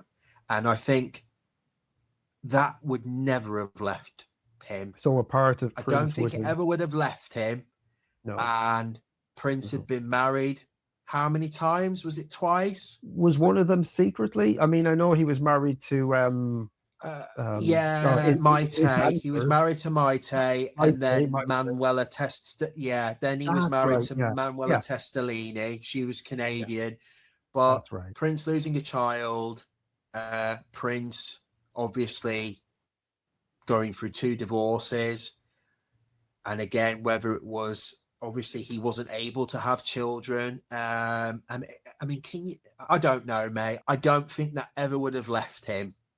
No, no. But it shows how human. It shows how human he was at the same time. Could we have ever seen in the 80s that the two most talented, adored, loved, gifted artists would die in such lonely, and I'll describe Michael's death as lonely as well. There's something lonely about it. I know his kids were in the house, and but I mean, when I say lonely, can you imagine being in Prince's mind or in Michael Jackson's mind? And with Michael, I suppose it was the pressure he felt he was under. He didn't want to let his fans down. He was locked into this contract, and there's a separate discussion around the whole "This Is It" concerts and whether he was wanted to do 50 performances. I don't think he did.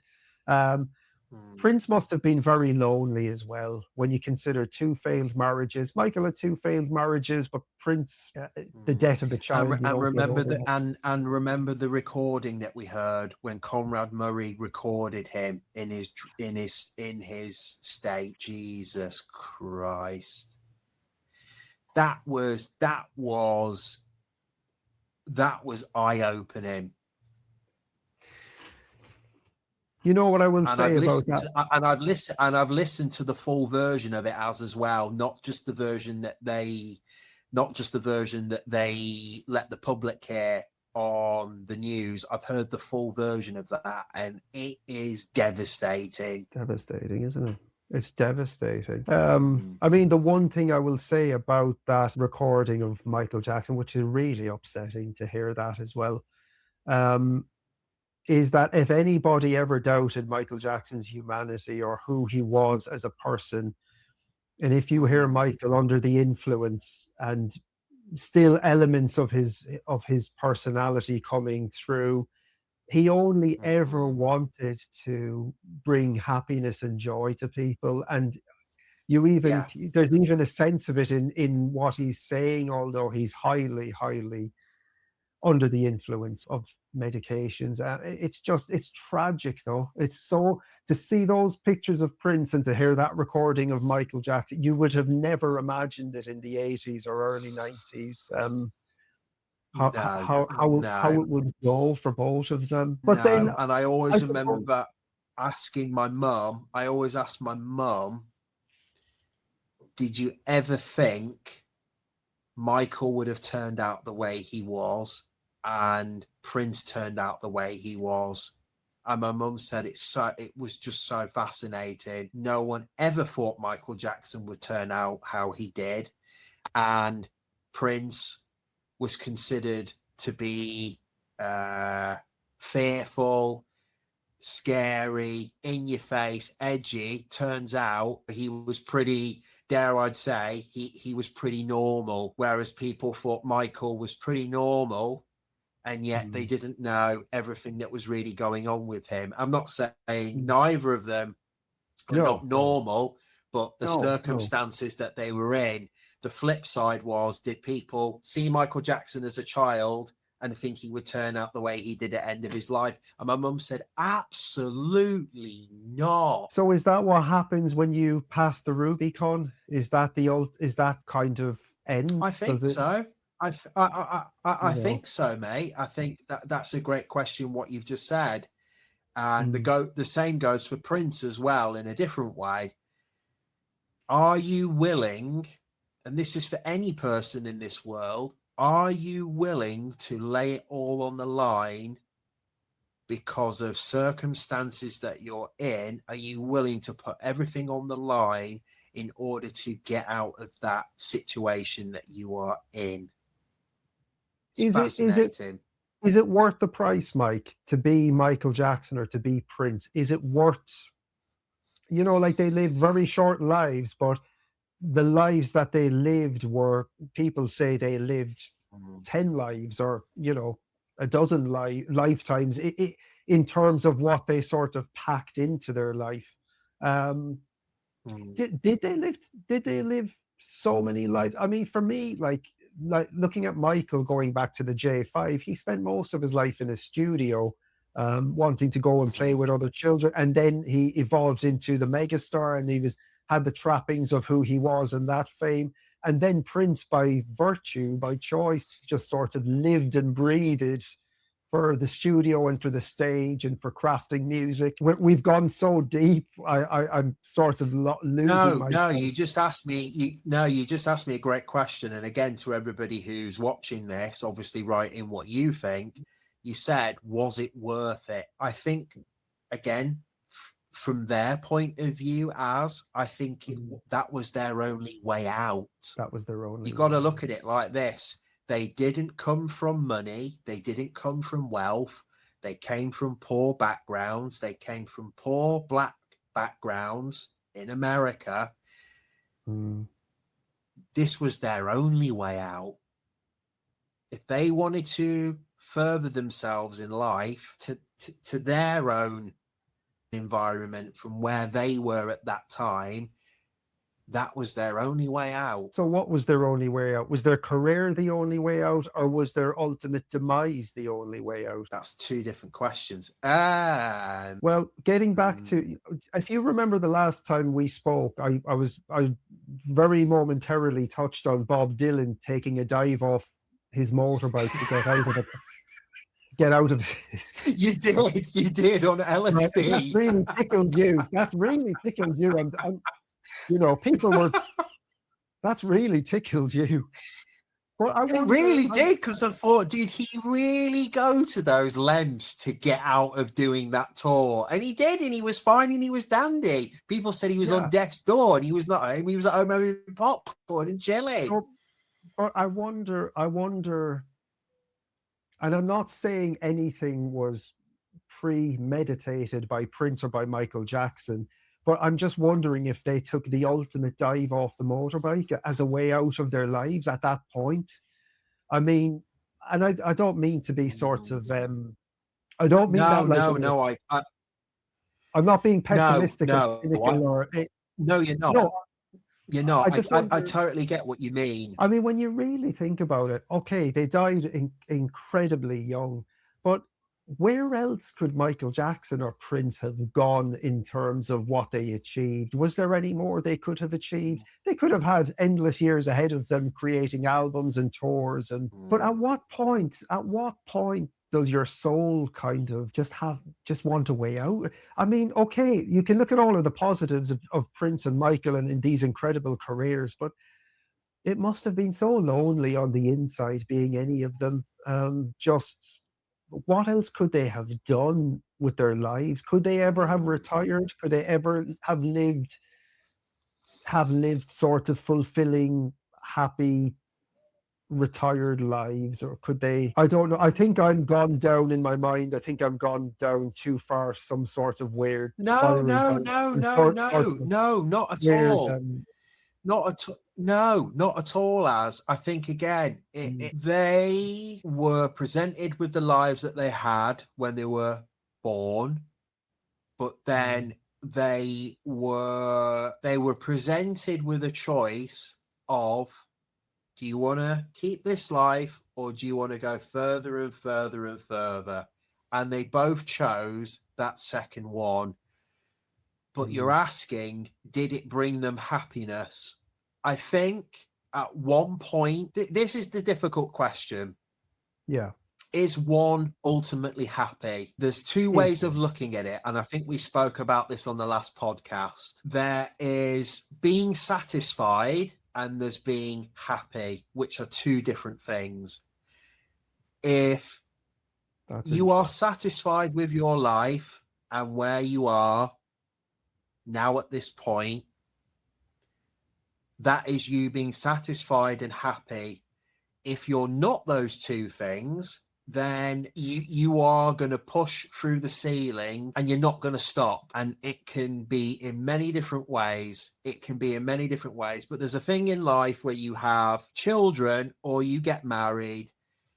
And I'm talking as a man here, or, as a woman or whatever, you get to a point where you say, right, I'm satisfied now. I'm satisfied. I've got my wife. I've got my children. I'm satisfied. And that's that. Mm-hmm. The circumstances with these two men were Prince never had children. He was divorced. I don't think he could ever find the person who he was looking for. And with Michael Jackson, in the same regard, whether he wanted to be married or not, he tried to. He had children, but then Michael Jackson, I believe, I don't think he was, how can I say this for both of them? I don't think they ever wanted to live beyond the ages that they did. Well, it's something Michael spoke about, didn't it? His fear of growing old. He never wanted to grow old. He never wanted to be old. I'll never forget an interview where he's almost got like that nutcracker outfit on with his aviators on, history era, with the hat on, and he's being answered questions on, I think it might be MTV or something, and he's being asked questions, and the person who's asking him questions goes off script, and before the guy even finishes what he's going to say to Michael Jackson, "You are approaching your 40th birthday. What is it? Blah, blah, blah, blah, blah." And Michael Jackson straight away says, "I did not circle that question." Wow. So he clearly did not want to live beyond the years that he lived. I mean, I think that's an entirely fair opinion to have on it, because I mean, he couldn't even wrap his head around being 50, could he? When he done one of the photo shoots for Le Vogue, or one of the last photo shoots, he was sort of interviewed and they were playing. Oh no, Thriller. you're on about is it the GQ? Not GQ. Oh God, there's that last. Is it Italian Vogue? What is it? There was two specific ones. But yeah, they're playing the Thriller album, and they're shooting him, dressed quite smartly, and I'm just getting it up now. What was it? It was the UK's biggest music magazine, Q. Q. And I remember. Was it Q magazine? Was it Q magazine? Was it Q? I can't show the pictures on here, obviously, from my phone, but I remember looking at those photos of him, and he looked like death. Okay, so what you're talking about is the Q magazine cover of a close-up of his face, and you can sort of see, they've sort of they've zoned in on his different scarring, and I remember looking at that thinking, it was so strange. It was in WH Smith, and I saw that, and I kept looking at it thinking, is this the last photo shoot he's going to do? I actually had that in my head. I don't know if I've ever spoken about this before, but what was it? Maybe 6 months before Michael Jackson died, I went for a walk and I started sort of daydreaming, and I had this daydream that he'd died, and I was seeing like framed photos of him, like with flowers and candles, and that sort of tribute scenes when people die, famous people. But I mean, I sort of felt guilty about having that sort of daydream after he died, like 6 months later, because it was a really strange daydream that I had while I was walking around, going for a walk. You were kind of foreseeing what was coming. But sort of tying into what you're saying about that picture, was there some sort of inevitability? Because, like, getting back to the conversation from our last chat, from our last video that you had with your father about the This Is It concerts, when your father said, will he make it to those concerts? Because I remember people on the TV. Now, I know people journalists were skeptical anyway, and they hated him anyway. But I distinctly remember some journalists saying, you know, will they go ahead? Will these concerts happen? There was a not knowing. There was a not knowing as well. There was an uncertainty to the whole thing. Yeah, and I don't think we talked about this on the last podcast. That very, very last public announcement of Michael Jackson and how he presented himself and when he came out and at the O2. At the O2. And I was back there when I met Barack Obama. It was strange because I saw Prince live at the O2. I met Al Pacino at the O2, and I met Barack Obama at the O2. And while I was there, and when I got off at the train station, I went to the part where Michael Jackson said that speech. Wow. And it was so strange because he said in that speech, and I remember at the time it was very confusing, and it would have been to everybody, when he said, these shows will be my last performances here in London. I'm going to sing the songs that my fans want to hear. Okay, and it's the way he said, this is it. This will be the very, very last show. These will be the very, very last ones. And when I mean this is it. Okay? It was very strange the way he said it. It was, wasn't it? It was. If you go back and watch it, and he says, and it's almost like, and when I really mean this is it, really, I mean this is it. And he goes, okay. That's right. I remember it. I'd never heard. I thought that is the way he's just said that is like. He was reiterating the point that this is it. This is. Yeah. I just remember him coming out and he did the whole thing with his arm and he did this and he did that and he did this. And then he did the whole, this is it. That's right. Thanking people. But then he said, I really mean this is it. Okay. I'll see you in July. Okay. And yeah, it was very odd the way he said that. It was. Go back I know exactly what you're talking about. It was almost like a very strange cry for help. Yeah, he was asserting something. Well, he was crying. Yeah, it was like yeah, it was. I'd never heard him say anything like that. The way he said, "Okay." I know exactly what you're talking about. I know exactly. Yeah, because I remember when I was watching it live, and he said it like that, and I was very confused, thinking. Do you think he was telling us? Excited to do this? Do you think? I think he was. What do you think he was telling us, or do you think he was telling himself? Do you think he was saying, "Okay"? Do you think he was telling himself that this was it, or? I mean, he was never going to. One thing is this. He was never going to do it. You're just right, as he was never going to do it. I don't think so. Before he went on the stage and he made that speech, he's late. He's on the golf cart and he's rocking back and forward like this. He is. And I'd never ever seen Michael Jackson nervous in my life. I'd never ever seen him nervous or fearful or anything, because everything he did was the ultimate showman. But when I saw that and I saw the footage, I couldn't believe it, that he was nervous. He knew this was going to be the very, very last speech that he ever made publicly. And there was also one bit at the beginning where he says, he's just about to say these, and he takes a big sigh. Do you remember that? Yeah, I do. He can't even grasp telling people. He can't even grasp telling people that this is going to be the very last time they see him. There is something very odd about that press conference, isn't there? There really is. There is something off. If you go back and watch it, there's something off.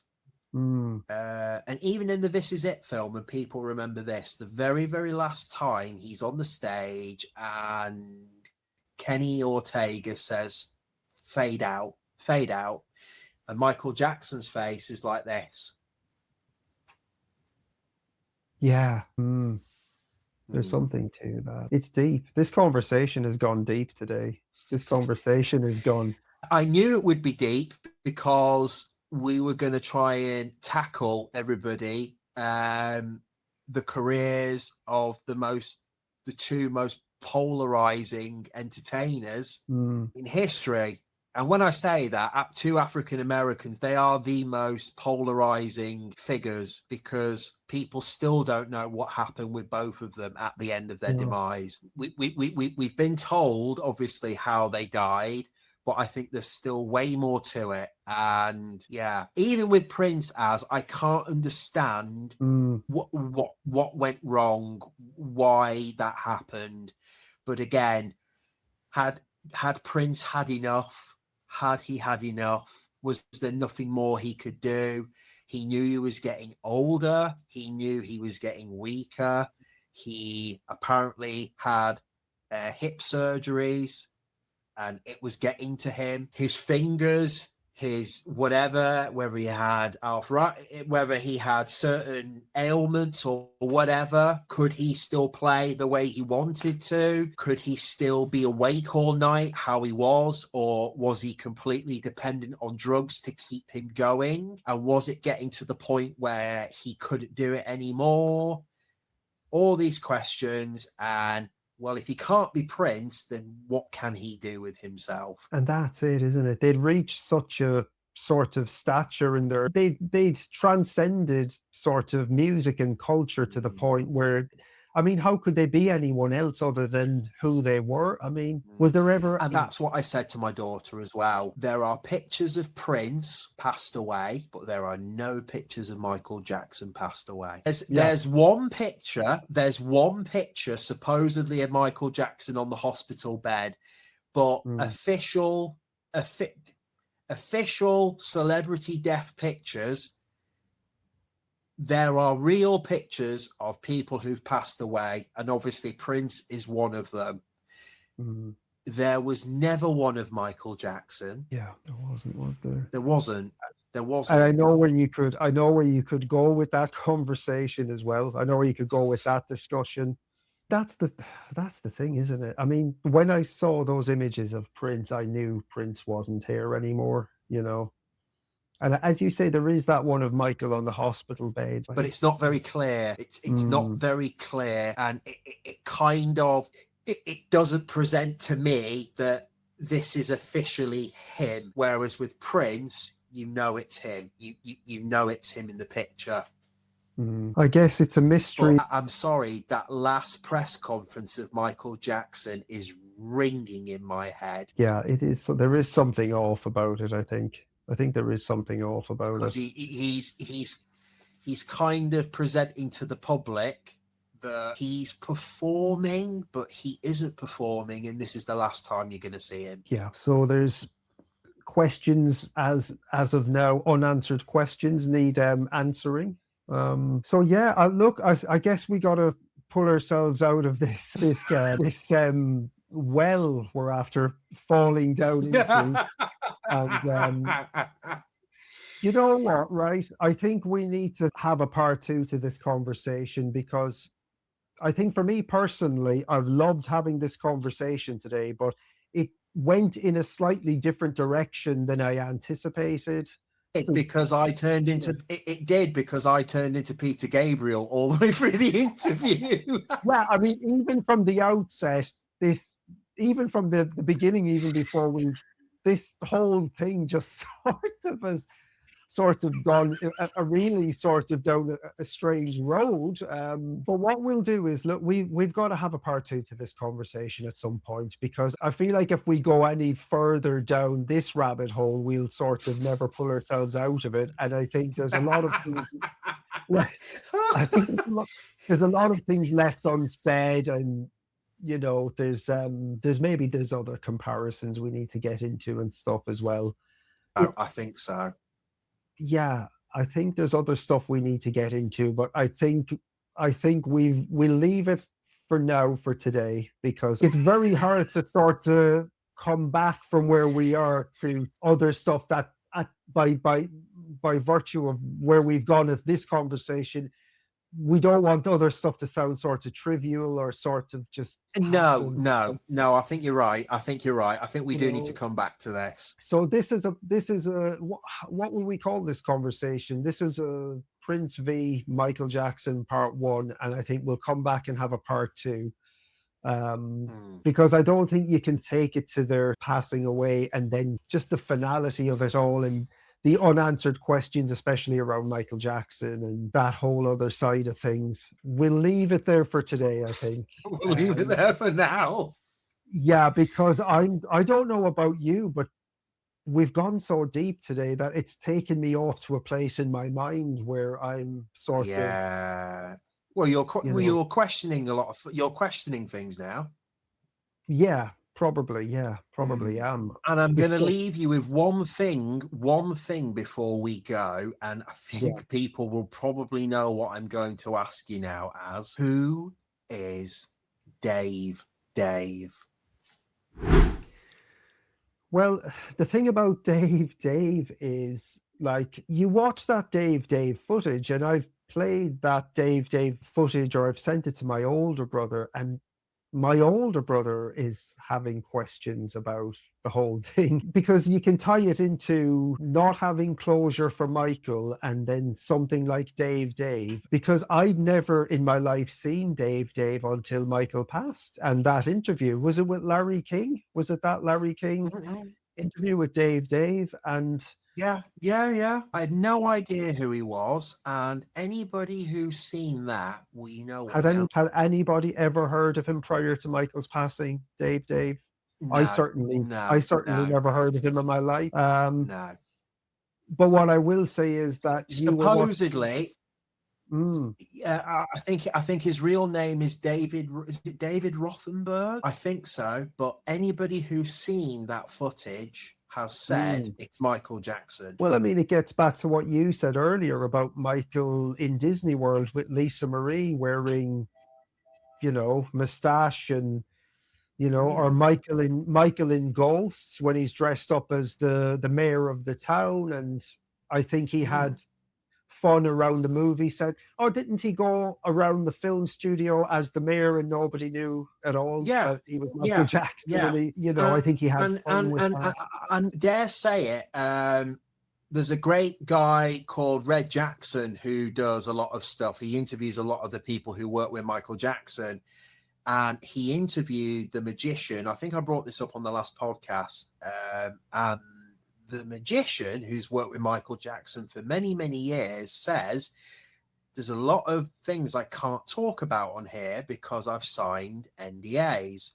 And he said, I've done a lot of stuff with Michael for his shows, but most of the stuff that I've done with him was for his personal, private life. Again, that opens up a wormhole of stuff. You see, for me right now, I'm afraid of treading the water of conspiracy theorists versus just accept it. This is what happened. But I'll leave that open to the viewers as well. If you're watching this podcast and if you've come this far with us on this deep sort of rabbit hole we've come down, what are your thoughts? What are you guys' thoughts? It's because I don't want to write anything off either. I don't want to sort of just close a discussion and say, well, that's fiction. He's, because Michael loved mystery as well, and dressing up and costumes, and and like getting into what we said a while just earlier in the conversation of, a sort of like Bob Dylan taking the dive off the motorbike. It is death the ultimate sort of way out, And again, it's from what we said in the very start of the interview. It's what you said, as obviously when we were talking about Night Child reviews, he was being very diplomatic between the whole discussion between Prince and Michael Jackson. I have to reiterate what I said at the beginning as well. The guy who's in the interview said, were trying to do the wishes of Prince, not what the fans think, but the wishes of Prince. I wasn't saying that Nightchild had obviously said that. That is the lawyer who was there in the interview saying it. I do have to reiterate that. But yes, all open questions, but it'd be fascinating to see what people have to say when they watch this and what their take is on it as. Well, I mean, be ready for part 2. And we'll do a part 2 because, like, there's like, you know, you spoke about Prince and the Come album and the date of birth on it, and I know that's neither here nor there, but there are things that you can tie into. I'm not saying Prince or anything, but how do you stop being Prince, or how do you stop being Michael Jackson? You've got to kill them off. You've got to, like, you've got a big thing on your face.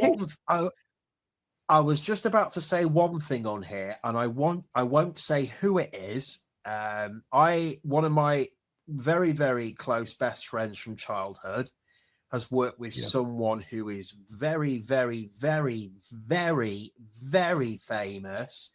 And this particular person, I asked them a question of why they are still doing what they do. And it's because at the end of the day, well, what else are they supposed to do?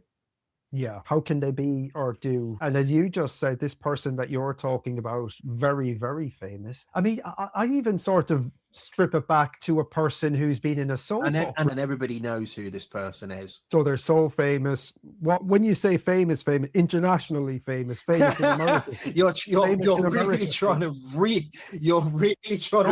it out of me. I want names. I want names. This person is the one. Your wife will know who this person is. I won't say who it is because I don't want to get in trouble. No, you don't want to get yourself in trouble. You don't want to get yourself in trouble. But I asked my best friend, why is this person still doing what he's doing? And he said, well, what else is he supposed to do? I don't know what you've done to me today, Mike, but my brain is all over the place. I'm gonna leave people with something from what you've just said. I'm gonna leave them with something. Okay. Immortality. Immortality is something that is probably the most, in a human sense, the most impossible thing to achieve. Well, if you want to become immortal, you have to do something so unbelievable to the point of you are going to be talked about for the rest of existence. What that is, it can mean so many different things. It can mean so many different things. We were talking about how people make a deal with themselves to go above and beyond, and what they will do to achieve it, get there, and then not know what to do with it. And that's the thing, isn't it? I mean, you can't know what to do with it. If you achieve what you set out to and crossing the Rubicon, you can't possibly know what the implications or the price is until you get there. And by that point, there's no coming back from it. So what do you do with that then? Except, well, there's nothing else. There's nothing else around you. There's nothing else around you. It's literally a bow and arrow, an arrow flying towards, just going forward. And everything around it doesn't stop it. Things will try and hit it or whatever, but it's just going. Absolutely. Well, this has been an interesting one, my friend. But like all good things, unfortunately, it has to come to an end at some point. This is part 1 of Michael Jackson versus Prince. I don't even like calling it that. I'll have to come up with some other name, because I think the parallels, to sort of pit them against each other, maybe. Hey, but going back to what you just said, all good things must come to an end, but all good things are never forgotten. No, including this video, part 1. Because we'll have a part 2. Because we're having a part 2. We have to leave the viewers with a cliffhanger. We're going to come back. We really do. I only wonder who that person is. Yeah. I mean, This is really phenomenal. I've got to thank you. I've got to thank Fiona Dodwell, and I've got to thank Russ from America. When Russ came on my Yeah. show, he tripled my subscriptions. I'm still a very small channel, obviously, but I would like to build it up. Right. But I'm just loving the two conversations with you and Ross and Fiona. I just get so much out of them, no matter like how exhausting my work week can be. When I catch up with you, especially today, man, it's just been such a lovely, profound, deep Absolutely. conversation that I don't get to have in my real life because I'm too caught up with my work, and you're caught up in your life with your life, and we have to live our lives, obviously, and we've got commitments, and Mhm. you've got your family as well and your daughter and stuff. But we're going to come back. We're going to have a part two. Thank you for coming We on are, and today. we're going to delve into many, many more things into the next part two, ladies and gentlemen. We're going to delve in because I see fans say it so easily. They dismiss the comparison factor. They say they're two completely different artists. You can't possibly compare them. And I think even you said earlier, in a sense, it can be apples and oranges. But in another sense, there is Mm. so much profoundness in the parallels. There is. They are so different, but so similar. So similar. But I've also got to thank you for having me on here, as like I Mike, I said, have great loved channel. it. It Thank caught you. a little spark in me watching your videos, and I thought, you know what? Maybe, just maybe, maybe I'll have something to share with him. And absolutely, your You videos really are do. great, and many, many more to You really do. come. And yes, part Absolutely. two, my friend. Absolutely. But Mm. it's just an interesting conversation. It's but I don't want to And leave it too remember that open. film. And remember that film. I'm going to let everybody have this before we go away. Benjamin Button. Oh, I Benjamin adore it. I Button. love it. I love that movie. So I saw an interview with Brad Pitt. Smokey Robinson. Oh, sorry. Smokey Robinson, very different to Brad Pitt.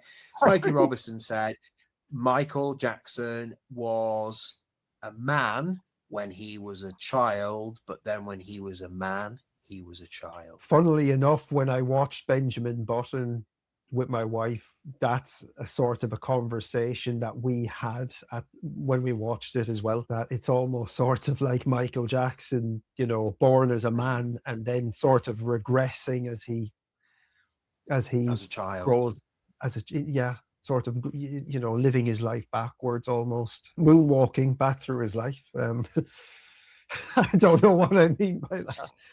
Um, I'm trying to sort of Of lighten up.